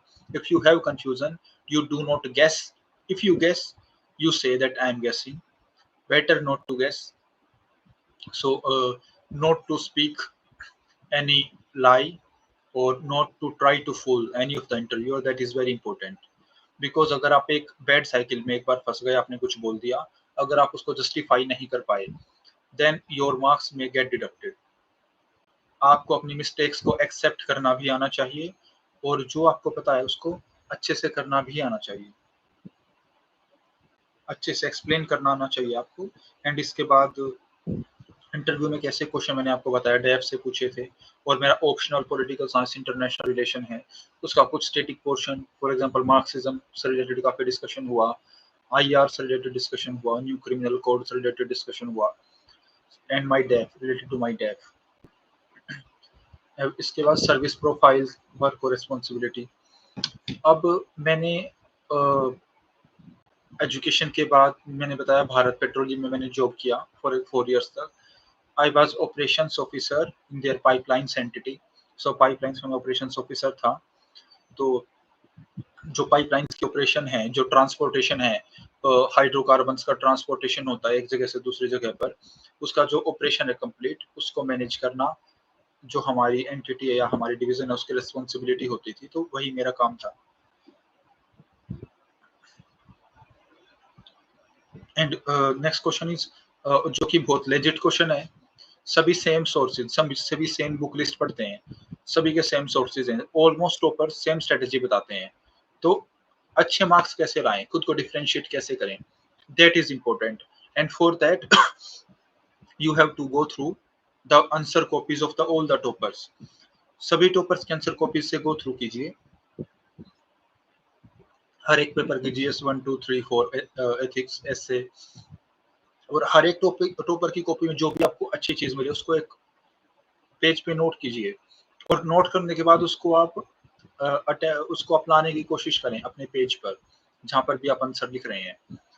तो आप अलग अलग toppers के copies के अलग अलग जो qualities उठाएंगे, आप कोशिश करें कि सभी क्वालिटीज को जितने भी आपको मिले उनको एक पेज पे रिप्रोड्यूस करने की कोशिश करें। इवन हम सेम सोर्सेज पढ़ते हैं लेकिन फिर भी सभी के आंसर डिफरेंट होते हैं, क्योंकि हर एक पर्सन डिफरेंट टाइप से क्रिएटिव है, हर एक पर्सन डिफरेंट इनोवेटिव है डिफरेंट टाइप से। सो आप अलग अलग क्रिएटिविटी, इनोवेटिवनेस, किस तरह से बेटर डायग्राम बनाएं, किस तरह से बेटर प्रेजेंट कर सकते हैं आंसर्स को, इस पे ध्यान दें। इनोवेटिवनेस और दूसरों से सीखना, टॉपर्स की कॉपी से सीखना इज वेरी इंपॉर्टेंट। इसी से आप मेंस में अच्छा स्कोर कर सकते हैं। नेक्स्ट क्वेश्चन है कि अगर आप हमसे यूपीएससी का दोबारा चांस मिले इनिशियली तो मैं क्या नहीं करना चाहूँगा। ऑब्वियसली जो मेरा मेन फेलियर्स रहे रहे हैं वो मेरे ऑप्शनल के कारण रहे हैं, तो मैं ऑप्शनल डेफिनेटली चेंज करता। बट अगेन हमने गलतियां की तो गलतियों से ही हम सीखते हैं। So the question is hypothetical, so the answer is also hypothetical. Now जो हमारा नेक्स्ट क्वेश्चन है, कौन कौन सी मिस्टेक्स मैंने की। तो मिस्टेक्स तो मैंने आपको बता ही दी हैं, लेकिन फिर भी एक ब्रीफली बता सकता हूँ। अपने ऑप्शनल का सिलेक्शन अच्छे से करें। अपने किसी भी ब्लाइंडली केवल ओनली इंटरेस्ट के बेस पे किसी ऑप्शनल के साथ ना जाएं। ये देखिए कि मार्केट में अच्छी गाइडेंस अवेलेबल है, कंसिस्टेंटली अच्छे मार्क्स आ रहे हैं उसमें, अच्छा टीचर अवेलेबल है, अच्छी टेस्ट सीरीज अवेलेबल है। इन थिंग्स को देखें। सिलेबस आप कर सकते हैं, आपको इंटरेस्टिंग लग रहा है या नहीं, इन चीज़ों को देखें। इन चीज़ों को देखने के बाद ही ऑप्शन का सिलेक्शन करें। और दूसरी बात है, कभी भी एक्सेसिव प्रीलिम्स या एक्सेसिव मेंस पे फोकस ना करें, एक बैलेंस बनाकर चलें। मैंने एक अटेम्प्ट में एक्सेसिव प्रीलिम्स पे फोकस किया, मेंस पे नहीं किया, तो दोनों को साथ लेके चलना है। प्रीलिम्स पे भी कुछ लोग मेंस पे ही फोकस करते रहते हैं और उनका प्रीलिम्स क्लियर नहीं होता लेकिन मेंस के लिए अच्छे कैंडिडेट होते हैं वो। इस तरह दोनों पे फोकस करें, दोनों को साथ लेकर चलें, एक बैलेंस बनाएं। फिर है आपने यूपीएससी क्यों सेलेक्ट किया। अब UPSC for example civil services में जाना बहुत इंपॉर्टेंट है। यहाँ पर आपके पास एक डिसीजन मेकिंग पावर आती है। जो भी आपको अपने आसपास चीजें देखती हैं, अपने एजुकेशन सिस्टम, अपने हेल्थ सिस्टम में, तो ये एक अपॉर्चुनिटी है कि आप सिस्टम का पार्ट बने, सिस्टम के अंदर जाएं और जो आपकी विजन है, जो आपका सजेशन है, उसको आप इम्प्लीमेंट करके चीजों को सुधार सकें। That is very important and that is I think is the prime motive for the UPSC civil services examination that most of the candidates give and for me too. And इसके बाद कौन कौन सी government की websites useful हैं। अब मैं इस question को दो तरीके से फ्रेम करता हूँ। सबसे पहले मैं ये पूछ लेता हूँ कि क्या हमें कोई गवर्नमेंट वेबसाइट पढ़नी चाहिए, क्या वो जरूरी है। I will give answer no. ज़रूरी नहीं है, अगर आप नहीं भी पढ़ेंगे तब भी आप अच्छा रैंक ला सकते हैं। कौन-कौन सी पढ़नी चाहिए? तो चाहिए तो वो आप बहुत सारी पढ़ सकते हैं। फॉर एग्ज़ाम्पल पीआईबी की एक फ़ेमस वेबसाइट है, उसमें आप जो डेली करंट अफ़ेयर्स आते हैं वो पढ़ सकते हैं। तो PIB is important, then the websites are unlimited. आप कुछ भी कर सकते हैं। For example during my interview I have gone through many government websites. For example मैंने ऑयल एंड गैस सेक्टर में काम किया, तो ऑयल एंड गैस सेक्टर में जाने के बाद तो अलग-अलग जो इनिशिएटिव है ऑयल एंड गैस सेक्टर में, तो मैंने मिनिस्ट्री ऑफ पेट्रोलियम से गो थ्रू किया। Ministry of petroleum and natural gas की वेबसाइट से, उसपे कुछ इंपॉर्टेंट डॉक्यूमेंट्स थे, उन डॉक्यूमेंट्स को पढ़ा। So based on your requirement, you can go. But as far as prelims and mains are concerned, only PIB is helpful. And even if you skip PIB, there is no issue. Still, you can have the good marks. अब जो हमारा next question है, syllabus समझ नहीं आता है, क्या करें? तो सिलेबस तो समझ नहीं आएगा। पहले सिलेबस को समझने के लिए आपको सिलेबस पढ़ो और जो बेसिक बुक्स हैं, जैसे स्पेक्ट्रम है, मॉडर्न हिस्ट्री के लिए, पॉलिटी के लिए लक्ष्मीकांत या कोई और बुक है, या फिर एनवायरनमेंट के लिए कोई फोरम आईएएस या किसी और कोचिंग की या शंकर आईएएस, जो भी बुक हैं, या इवन ज्योग्राफी के लिए एनसीईआरटीज हैं। तो जो भी बुक है, डिफरेंट डिफरेंट बुक हैं, तो उन बुक्स को फॉलो कीजिए आप। जब आप बेसिक बुक्स फॉलो कर लेंगे तब सिलेबस और बेटर तरीके से आप अंडरस्टैंड कर पाएंगे। सिलेबस एनालाइज भी आप तभी और बेटर कर पाएंगे। खुद के नोट्स बनाएं या दूसरों के पढ़ें, this is also interesting question. अगर आप दूसरों के नोट्स पढ़ते हैं तो आप ये देखिए कि क्या आप समझ पा रहे हैं उनको। अगर आपको अच्छे से समझ पा रहे हैं और नोट्स ज़्यादा बड़े नहीं हैं, तो आप उन्हीं नोट्स को फॉलो कीजिए। मैं कहूँगा कि उन नोट्स में आप और चीज़ों को ऐड कीजिए। दूसरों के नोट्स को अपने नोट्स बना लीजिए। उन्होंने जो कंटेंट यूज़ किया उस कंटेंट को लें, और जो आपको नया कंटेंट मिले आपकी जर्नी में किसी टीचर से, टेस्ट सीरीज़ से, न्यूज़पेपर से, वो कंटेंट उन नोट्स के अंदर ऐड कीजिए और उन नोट्स को अपना बना लीजिए।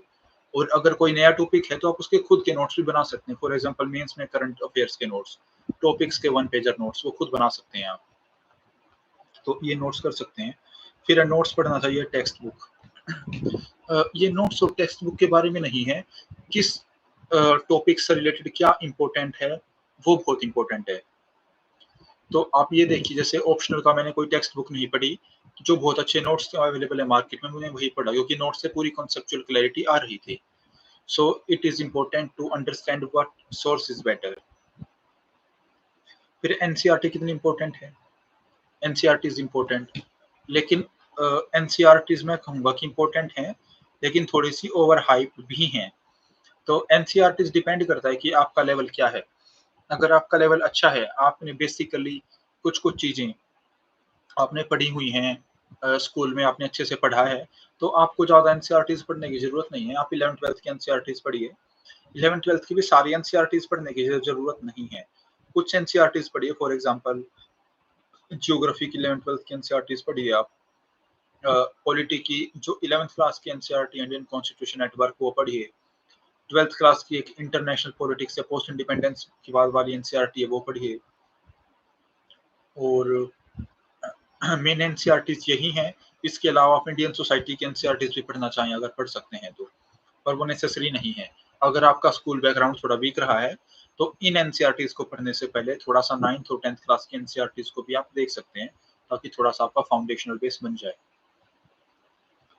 एनसीईआरटीज न्यू पढ़ें या ओल्ड, कोई भी पढ़ें आप, कोई भी पढ़ें, पर जो पढ़ें फिर उसको ही फॉलो करें बार बार, क्योंकि बार बार पढ़ेंगे, बार बार रिवाइज करेंगे तो वो चीज़ें आपके दिमाग में रहेंगी।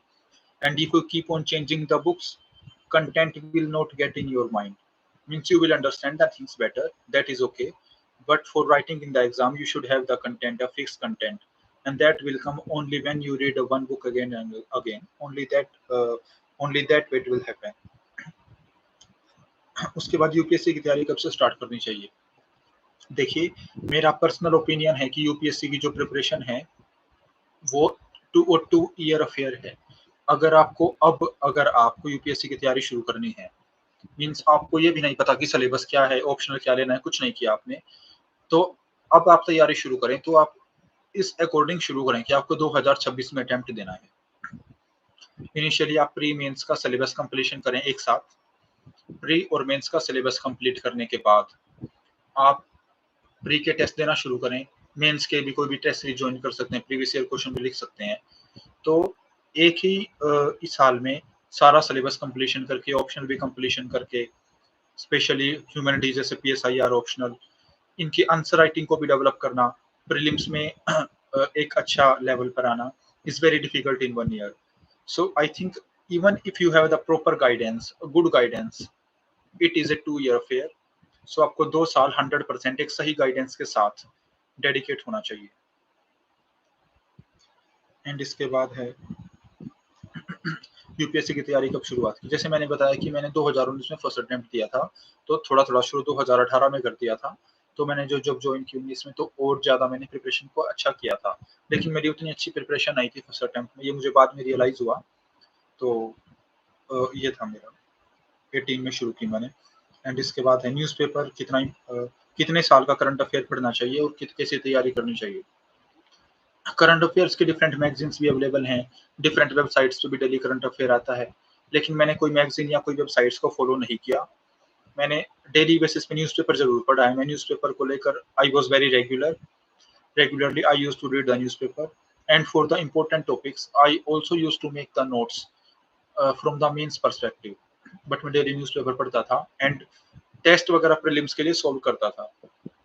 So during the exam what I felt, there are not many questions from the current affairs, but if there is a question from current affair, it can be attempted from the static part. And if there are questions from current affair, if you have followed the newspaper regularly, you can identify, basically in prelims you have to identify the correct answer. The answer will be in front of you, you have to identify whether that answer is right or wrong.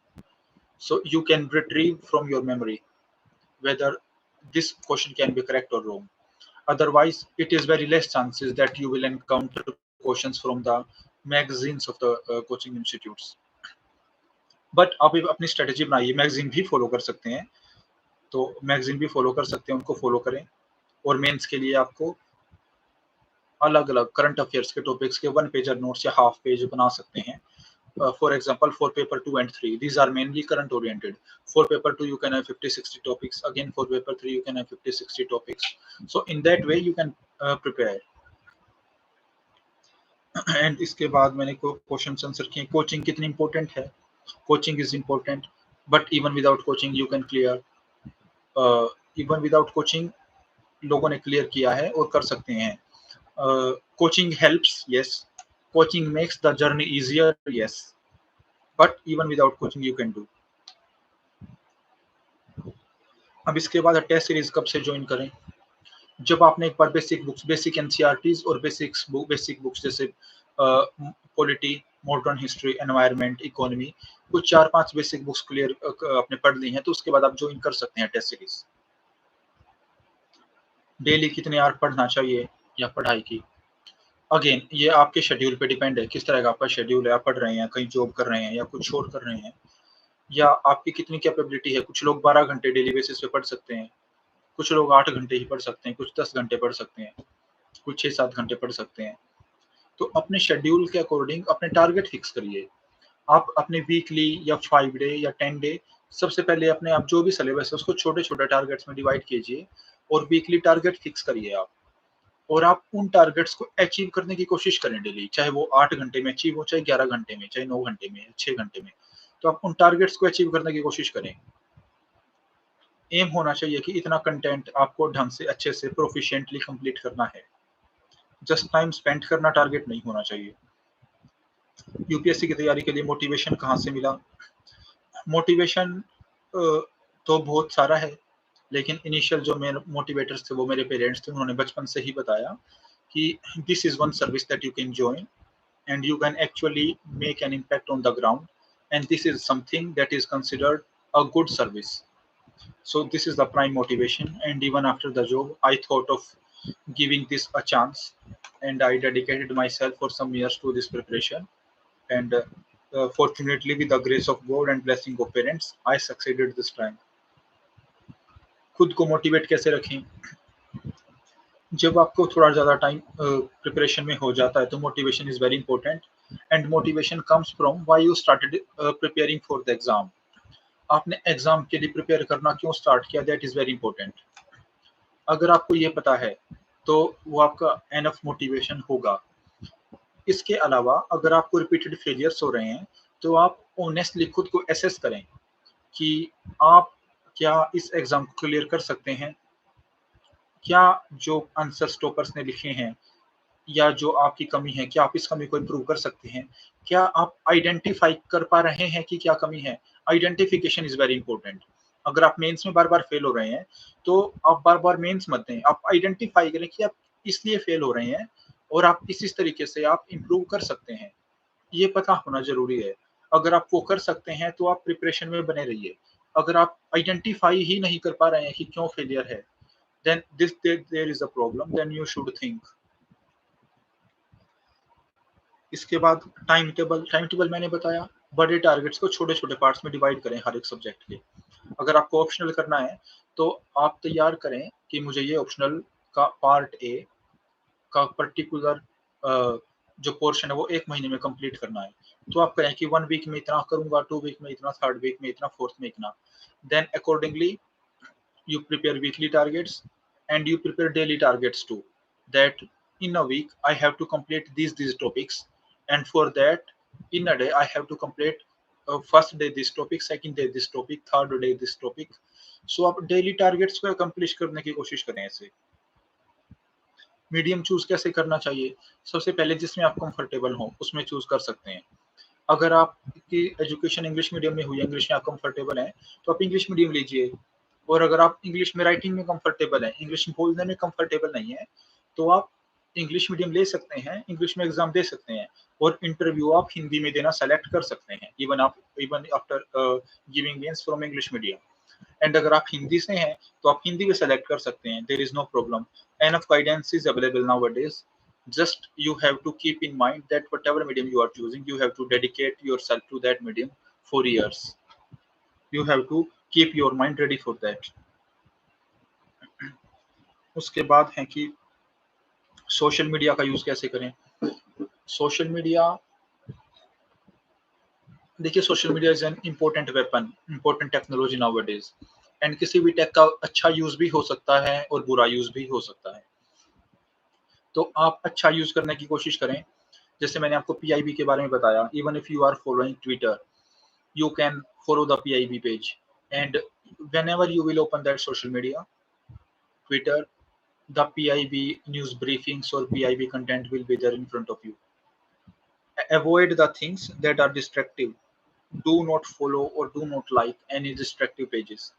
जो भी आपको distract करें, जो भी आपको disrupt करें, आपकी preparation को हार्म करें, टाइम कंज्यूमिंग, उनसे दूर रहिए। तो सोशल मीडिया का स्ट्रेटेजिकल यूज कर सकते हैं। अगर आप अवॉइड करना चाहें तो भी कर सकते हैं, जरूरी नहीं है, बट यूज कर सकते हैं आप उसका। नाउ अगला क्वेश्चन है जो एस्पिरेंट्स पूछते हैं कि ऑनलाइन चाहिए या ऑफलाइन। जो भी आपको सूटेबल लगे वैसा कर सकते हैं। ऑनलाइन में ये है कि आपको डिसिप्लिन रहना सीखना है। Discipline is very important in this preparation. If you are not disciplined, it is very difficult to clear this exam. Even online preparation is good. You can take class online, it will save your time, it will save the time of commutation from home to coaching and coaching to home, it will save your money, save your health, but you have to be disciplined। UPSC की तैयारी के लिए दिल्ली जाना जरूरी है? Definitely not. Delhi जाना जरूरी नहीं है यूपीएससी की प्रिपरेशन के लिए। जैसे अभी बताया कि ऑनलाइन भी प्रिपरेशन कर सकते हैं। तो अब ऐसा तो नहीं है कि दिल्ली में ही कोई चीजें अवेलेबल हैं, ऑनलाइन सब कुछ अवेलेबल है। Even online, on video call and voice call, you can take guidance, you can talk to the teachers, whatever you can do, you can talk to your mentors। so it is not mandatory to go to Delhi for the preparation। अब question है maps के बारे में कि map समझ नहीं आते, prepare कैसे करें। First of all, whatever the topic you are doing, let us say international relations or geography or history, whatever you are doing, अगर कोई मैप से रिलेटेड चीजें हैं तो आप कोशिश करें कि आप मैप साथ में रखें, उनको मैप में देखें। कोई मिनरल्स हैं ज्योग्राफी में, या इवन हम कोई भी पॉलिसी पढ़ रहे हैं मॉडर्न हिस्ट्री में, अगर हम पढ़ रहे हैं कोई बैटल ऑफ प्लासी या even treaty of Allahabad, Awadh कहाँ पर है, बंगाल कहाँ पर है, where is Delhi. So all these things, policy of let us say ring fence हम पढ़ रहे हैं, या even if we are reading uh, policy of crowd result, or even we are reading the doctrine of lapse, जो अलग अलग places है वो कहाँ पर है मैप में. तो जब भी आप मैप में टॉपिक पढ़ें तो उनको लोकेट करने की कोशिश करें. नहीं मिल रहे हैं तो इंटरनेट पे सर्च करें, तो कहीं ना कहीं आपको मिलेंगे. तो मैप को समझने के लिए पहले मैप के साथ आपको फेमिलियर होना पड़ेगा. आपको आपने एक बार देखा और समझ आ गया, it is not possible. You have to be familiar. Especially keep a atlas with you.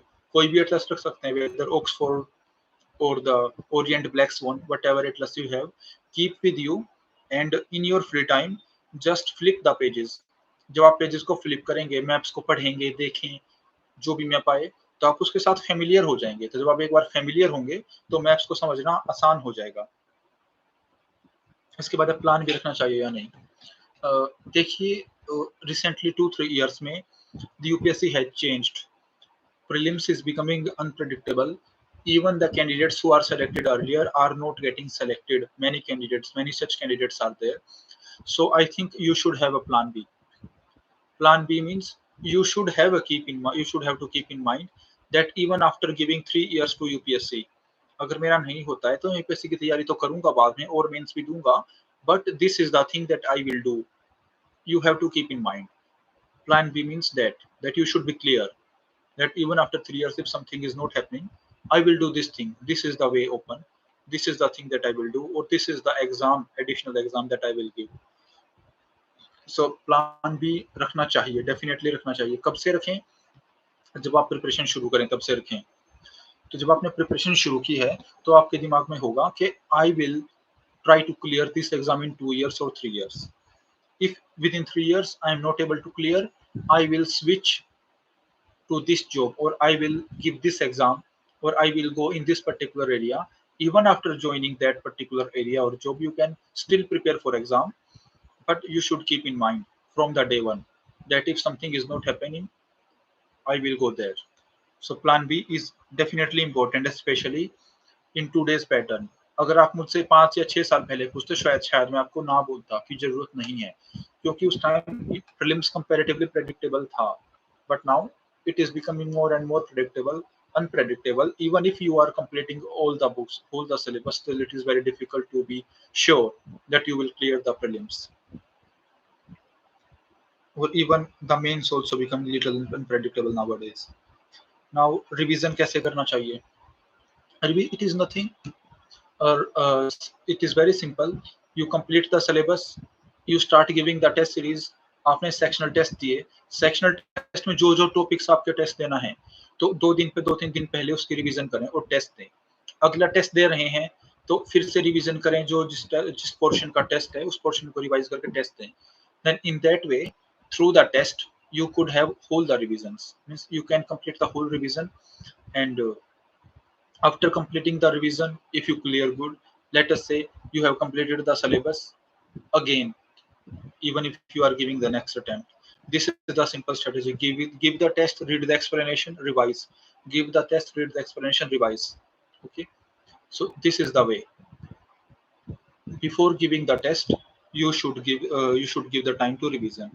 So test के बहाने revision कर सकते हैं आप. पढ़ा हुआ याद कैसे रखें? अगेन मैंने आपको बताया, रिवीजन से ही होगा. अगर रिवीजन से नहीं हो रहा है तो उसकी शॉर्ट नोट्स बनाएं, जो चीज़ें जो पर्टिकुलर टॉपिक आपको याद नहीं है.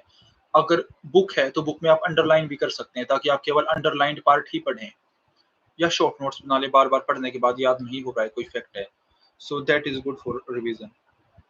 वो means keeping the things remembered. अब है डिस्ट्रैक्शन से कैसे बचें. डिस्ट्रैक्शन से बचना मैंने आपको बताया कि डिसिप्लिन होना बहुत जरूरी है. आप ये समझें कि आपने प्रिपेयर करना क्यों शुरू किया यूपीएससी के लिए, आप क्यों मोटिवेट हुए, तो उसको हमेशा ध्यान में रखें. It is your life, you are wasting your own life and nothing else. Exam से पहले हम केवल रिग्रेट करेंगे कि काश मैंने पढ़ दिया होता इतना टाइम पहले. So you should keep in mind that after you complete your syllabus and you get your exam get cleared, you will join a post. You can waste time then, you can means go into the distractions, but before that you should keep in mind that you have to be disciplined, and if you are distracting, you are keeping your life, your career on the line. पढ़ाई में मन कैसे लगाएं? This is the पढ़ाई में मन लगाने के लिए ऐसी चीज है जो आपने अपनी मर्जी से चुनी है. You have selected this by yourself as per your own wish. अगर आपने किसी चीज को अपनी मर्जी से चुना ही है बिना प्रेशर के, तो पढ़ाई में मन लगाना ही पड़ेगा. नहीं लगाएंगे तो आप अपने करियर के साथ अन्याय करेंगे, अपने साथ अन्याय करेंगे, खुद के साथ ईमानदार नहीं होंगे.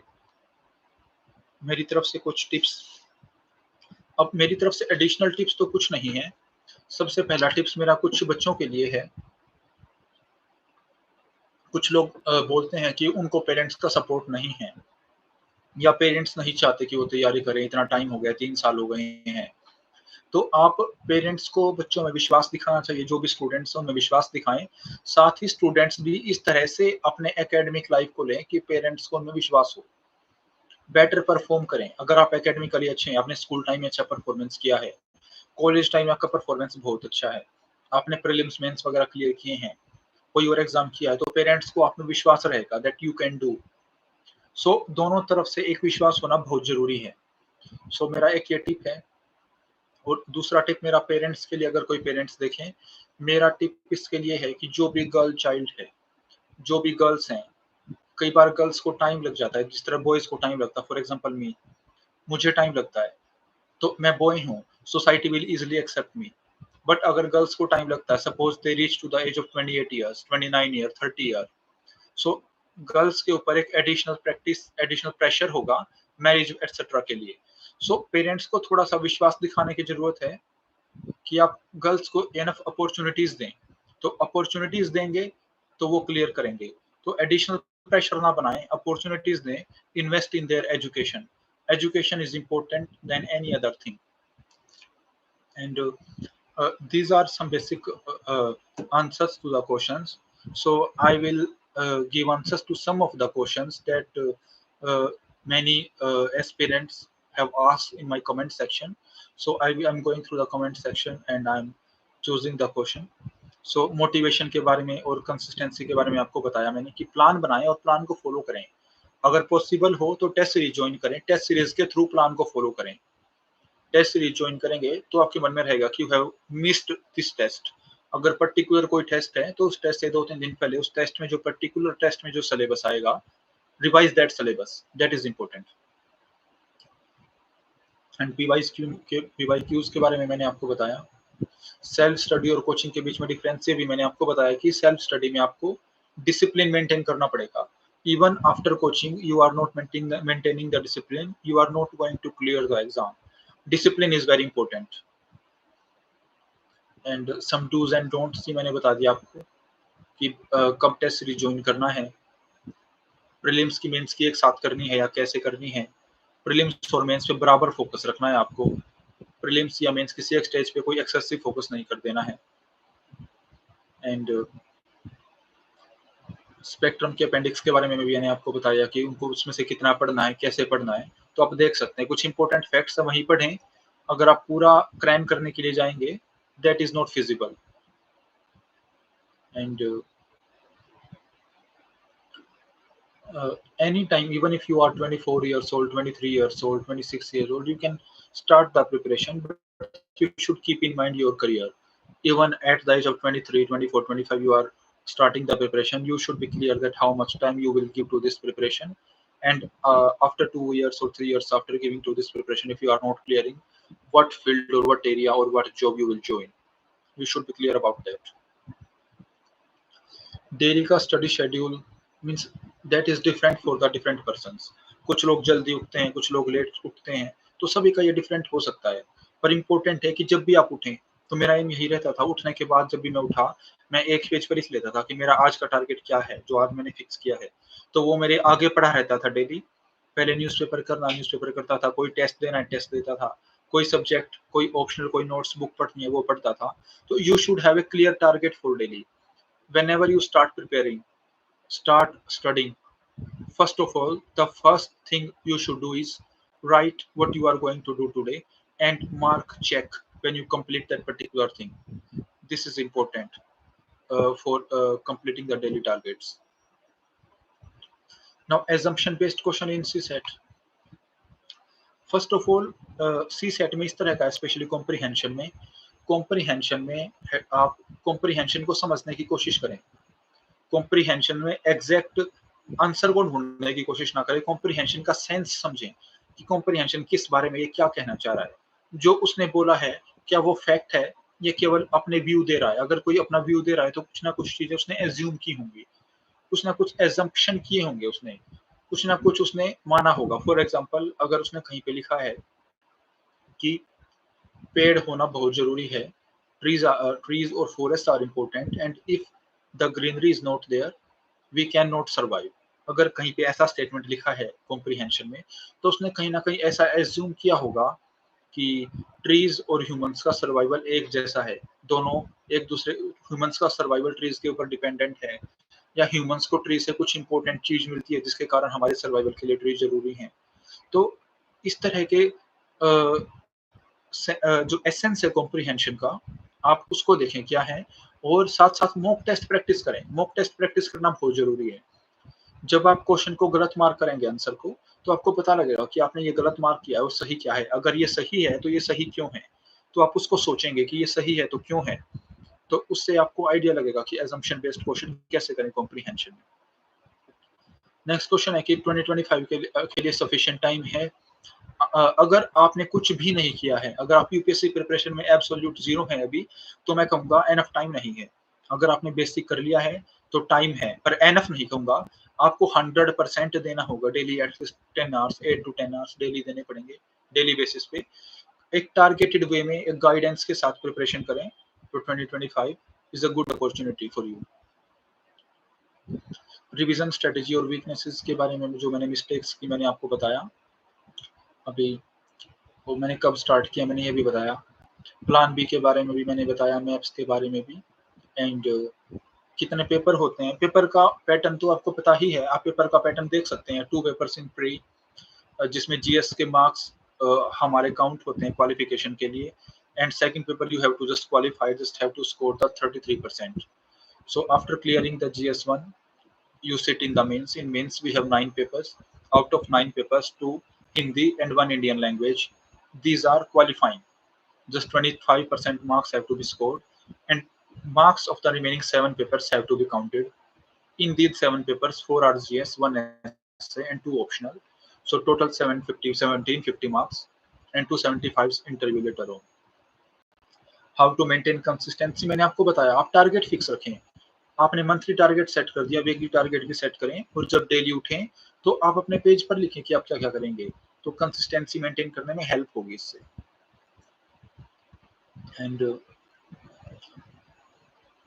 क्लास 10 एंड क्लास 12 का registration card, OBC registration card की क्लास 10 12 कोई जरूरत नहीं है। You should have the marksheet definitely.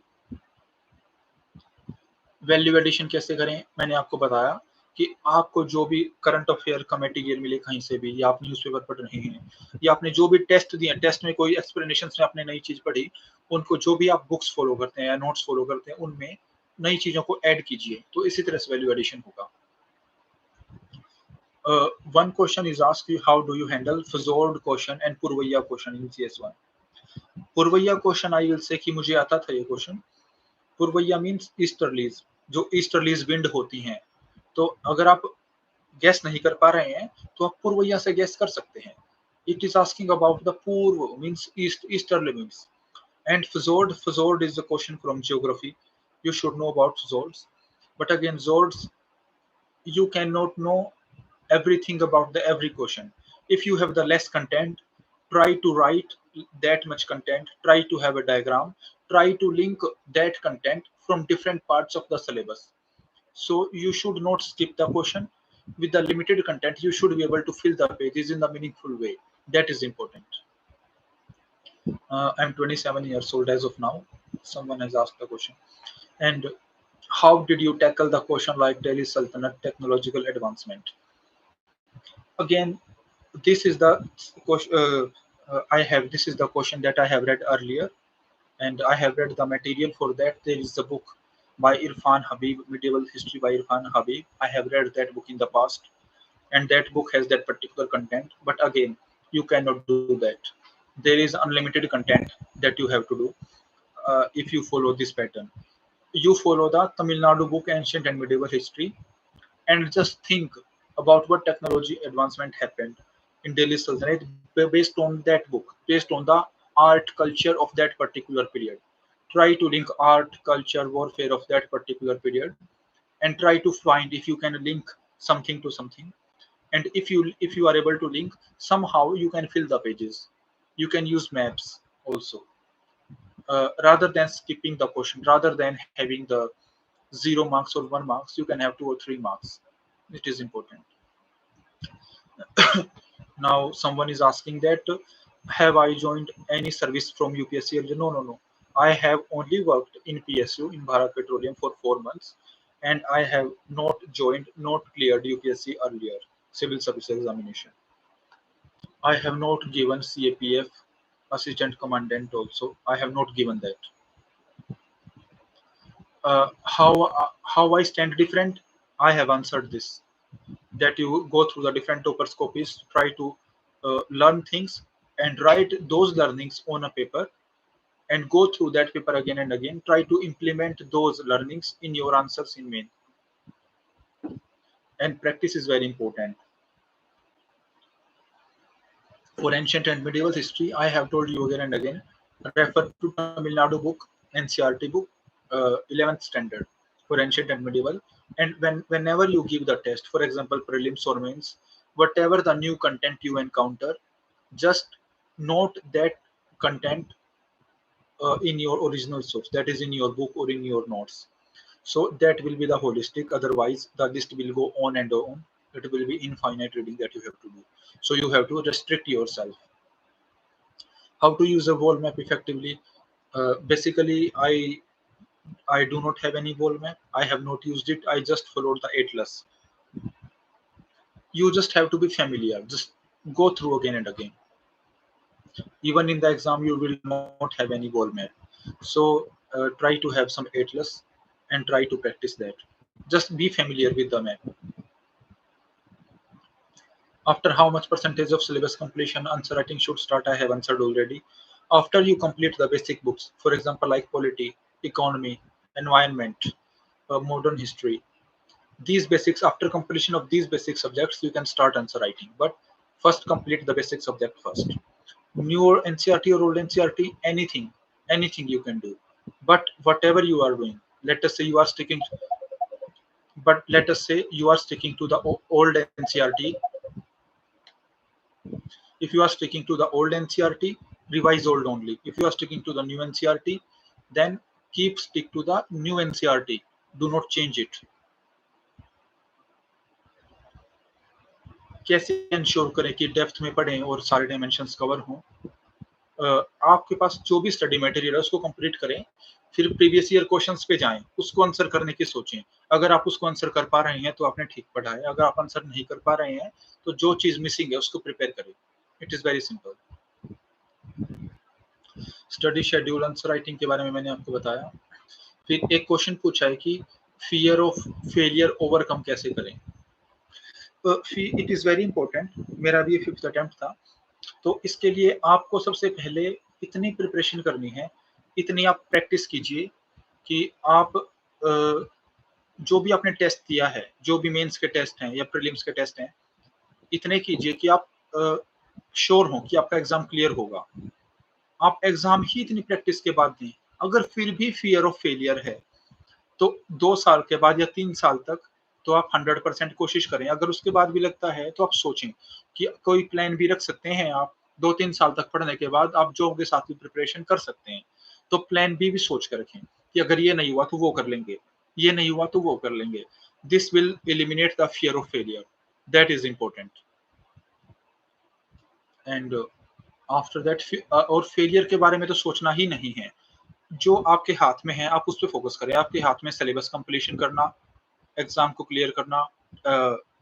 Exam कैसे क्लियर करेंगे? You have to practice, you have to revise. ये आपके हाथ में है। तो whatever in your control, focus on that. Focus on the controls, control the controllables.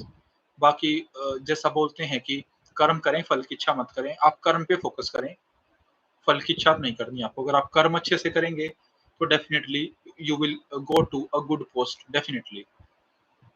अब किसी ने क्वेश्चन पूछा है कि 24 वाला प्रीलिम्स देना है, आंसर राइटिंग नहीं किया तो दें। I will suggest if you are sure about clearing of prelims that अगर आप श्योर हैं कि आप प्रीलिम्स क्लियर कर सकते हैं, श्योर तो कोई नहीं हो सकता लेकिन हाई प्रोबेबिलिटी है कि प्रीलिम्स क्लियर हो जाएगा आपका, और आपने सिलेबस कंप्लीशन किया हुआ है, जीएस का सिलेबस आपका कंप्लीट है, आपका ऑप्शनल भी कंप्लीट है लेकिन आपने आंसर राइटिंग नहीं की है, तो डेफिनेटली प्रीलिम्स दें। अगर आप प्रीलिम्स के बारे में श्योर नहीं है, अच्छे मार्क्स नहीं आ रहे हैं प्रीलिम्स में और ऑप्शनल भी कंप्लीट नहीं है, जीएस का सिलेबस कंप्लीट नहीं है, तो ना दें प्रीलिम्स। किसी ने पूछा है कि 1 year is enough to complete the syllabus, I will say yes 1 year is enough, but syllabus completion के लिए एनफ है, लेकिन उसके बाद आपको आंसर राइटिंग की प्रैक्टिस भी करनी है। अगर आपका ह्यूमैनिटीज का ऑप्शनल है उसके लिए करनी है, जीएस के लिए करनी है, प्रीलिम्स के लिए करनी है, तो उसके लिए शायद एनफ ना हो। तो मैं लेके चलता हूँ कि कम से कम नहीं, कंफर्टेबली 2 इयर्स के अंदर एक सही गाइडेंस से टारगेटेड वे में अगर आप करें तो हो सकता है ये। Okay, I am not able to find any other question. So I think I have answered most of the questions.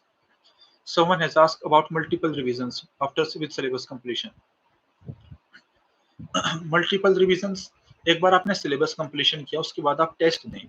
मैंने आपको बताया सेक्शनल टेस्ट दें आप प्रीलिम्स के लिए। जब आप प्रीलिम्स के लिए सेक्शनल टेस्ट देंगे तो पर्टिकुलर टेस्ट का कोई ना कोई पर्टिकुलर सिलेबस होगा, तो कोई ना कोई पर्टिकुलर सिलेबस जब होगा तो उस सिलेबस को प्रिपेयर करके टेस्ट दें, तो उस पर्टिकुलर टेस्ट का जो सिलेबस होगा वो रिवाइज हो जाएगा। फिर आप अगला टेस्ट देंगे, उसका कोई ना कोई सिलेबस होगा, उसका भी रिवाइज करेंगे। तो ये एक इजी ट्रिक है जिसको मैं फॉलो करता था टेस्ट के बहाने। With the test you can completely revise the syllabus. तो आप ऐसे कर सकते हैं। एंड इसके बाद है someone is asking about the you should prepare for a judicial service too. Basically I have prepared for the civil services examination, so I can guide about the civil services only. For the judicial services, if you have low optional and you have prepared well for civil services, I think you could be eligible for judicial service. You can go through the previous year question paper, you can see whether you are able to attempt it. So you have to see yourself for judicial service. Now someone is asking how to crack prelim exam. Okay, for prelims, I have told during the strategy session that for prelims, first you have to complete the syllabus, and after completion of the syllabus, you should give the sectional test for prelims. Sectional test, for example, for prelims you should give. Then for modern history, for polity, for environment, for each subject you should give sectional test. The purpose of giving sectional test क्या है कि sectional test के सहारे आपका सारा syllabus एक बार revise हो जाएगा और कंप्लीट हो जाएगा। इस सेक्शनल टेस्ट के बाद आप फुल लेंथ टेस्ट में आए और फुल लेंथ टेस्ट अटेम्प्ट करें। आप वीडियो को रिवाइंड करेंगे तो आपको पता लगेगा कि प्रीलिम्स के कैसे करनी है। तो फुल लेंथ टेस्ट देंगे, साथ में सी सेट को भी लेके चलें क्योंकि recently CSAT is getting more and more difficult. तो in that way you can prepare for prelims. कितने ईयर के पीवाई क्यू करते हैं? पीवाई क्यू आपकी इच्छा है। फॉर एग्जांपल अगर आप जीएस के कर रहे हैं तो जीएस के लिए you can do after year 2013 and after, तो 2013 या उसके बाद के सालों के आप जीएस के लिए आप प्रीलिम्स के कर सकते हैं, प्रीलिम्स एंड मेंस दोनों के कर सकते हैं। एंड अगर आप ऑप्शनल कर रहे हैं तो ऑप्शनल के लिए आप उससे पहले के भी कर सकते हैं। Any tips? आंसर राइटिंग के लिए टिप्स मैं दे चुका हूँ वीडियो में। I have no additional tips, but whatever the tips I have given in the video, you can rewind it. Preparation at Delhi? No, preparation at Delhi help in this journey. Uh, Nobody can say that. Everything is available online nowadays. Even at home, you can prepare well. So there is no need to go to Delhi. Someone is asking, is NEET hard or UPSC? Basically, there is no comparison between UPSC and NEET. Both are different exams. Someone is asking where I can get the free sectional test. You can search on internet. There are different ways. I cannot say here, but you can go through the different websites. Just search on internet, search on the WhatsApp, Twitter, Telegram, whatever social media you have. You can ask from someone or you can purchase. If you will search, you will definitely find. I cannot tell or I do not know, I will say, but if you search, you will definitely find somewhere. Someone is asking कि मैं Hindi medium से हूँ या English से. My medium was English. I was from English medium. Preparation at Delhi, I have already told that preparation at Delhi is not necessary. Delhi में जाना जरूरी नहीं है. ऑनलाइन सब कुछ पॉसिबल है, हो सकता है, क्योंकि ऑनलाइन चीजें अवेलेबल हैं. One thing I want to tell all of you, uh, importance of study partner. If you are preparing alone, तो हो सकता है कि आपको पता ना लगे मार्केट में क्या चल रहा है. If someone has some good strategy, how you will prepare for that. So it is good to have 2 or 3 study partners. Means 2 or 3 people, at least 2 people or 3 people. There should be a group who are dedicated. Means dedicated to the preparation. They are not wasting the time. If there is a group, you should make a group and start preparing. That will be helpful in the preparation. Is there is a need of coaching? Somebody is asking. Coaching की जरूरत जरूरी नहीं है कि आपको coaching की जरूरत हो. आप बिना कोचिंग के भी तैयारी कर सकते हैं. अगर कोई टॉपिक समझ नहीं आ रहा है तो आप यूट्यूब पे भी इसको सर्च कर सकते हैं. बट अगर आप पूछेंगे कि क्या कोचिंग से कोई ना कोई हेल्प मिलती है, तो मैं कहूँगा हाँ, कोचिंग से हेल्प मिलती है. अगर आप पूछेंगे कि कोचिंग जरूरी है, तो मैं कहूँगा नहीं, कोचिंग जरूरी नहीं है. तो ये मेरा आंसर है इस क्वेश्चन के लिए. तो अभी मैंने मोस्ट ऑफ द क्वेश्चंस जो पूछे गए थे वो आंसर कर दिए हैं. तो अगर कोई और क्वेश्चन आपको है तो you can connect on my Instagram. You can message me on my Insta. That is @akashdeep SA, AAKASHDEEPSA. तो ये मेरा इंस्टाग्राम हैंडल है. आप इस पे भी कनेक्ट हो सकते हैं. आप सर्च करेंगे आपको मिल जाएगा. You can ask even personal question there related to the preparation. Personally, you can message me, and if any other talk happens, I will let you inform through my Instagram channel. You can ask there too. So somebody is asking मैंने coaching ली थी या नहीं. Basically, initially I have joined a coaching institute, so I have taken coaching for around 4 months. But after 4 months, I left the coaching midway and I joined my job at PPCL. And after that, I have not taken any classroom coaching. But मैंने कोई test series पे मैंने रहा हूँ. मैंने अपने optional के लिए टेस्ट सीरीज दिया है, जीएस के लिए टेस्ट सीरीज दिया है, लेकिन उसके बाद मैंने कोई भी क्लासरूम कोचिंग ज्वाइन नहीं की है. ओनली टेस्ट सीरीज ही ज्वाइन की है. What help you get from coaching? अगर आप कोचिंग ज्वाइन करते हैं, वो आपकी इच्छा है, तो हेल्प ये हो सकती है कि अगर आप कोई भी सेल्फ स्टडी से समझने की कोशिश कर रहे हैं, तो कोचिंग में आपको इजीली समझाया जा सकता है. Understanding will be easy. किसी चीज को आप 2 घंटे में या 3 घंटे में समझ रहे हैं, तो शायद कोचिंग में 1.5 घंटे में समझ में आ जाए. आपको इंपॉर्टेंट सोर्सेज का पता लग जाए, कहाँ से क्या पढ़ना है. आपको पता लग सकता है कि किस तरह से नोट्स बनाने हैं. तो ये हेल्प हो सकती है.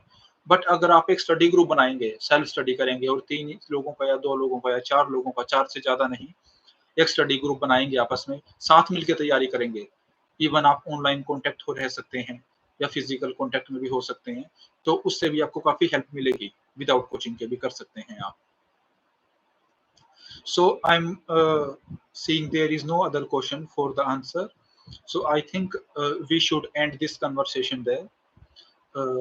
I am very grateful for that particular UPSC time platform that gave me the opportunity to interact with all of you, to share my strategy. So I'm taking a leave from you. So you can connect with me on my Instagram that I have told at AAKASHDWPSA. My Instagram handle is AAKASHDEEPSA. So you can ask any personal queries there regarding preparation.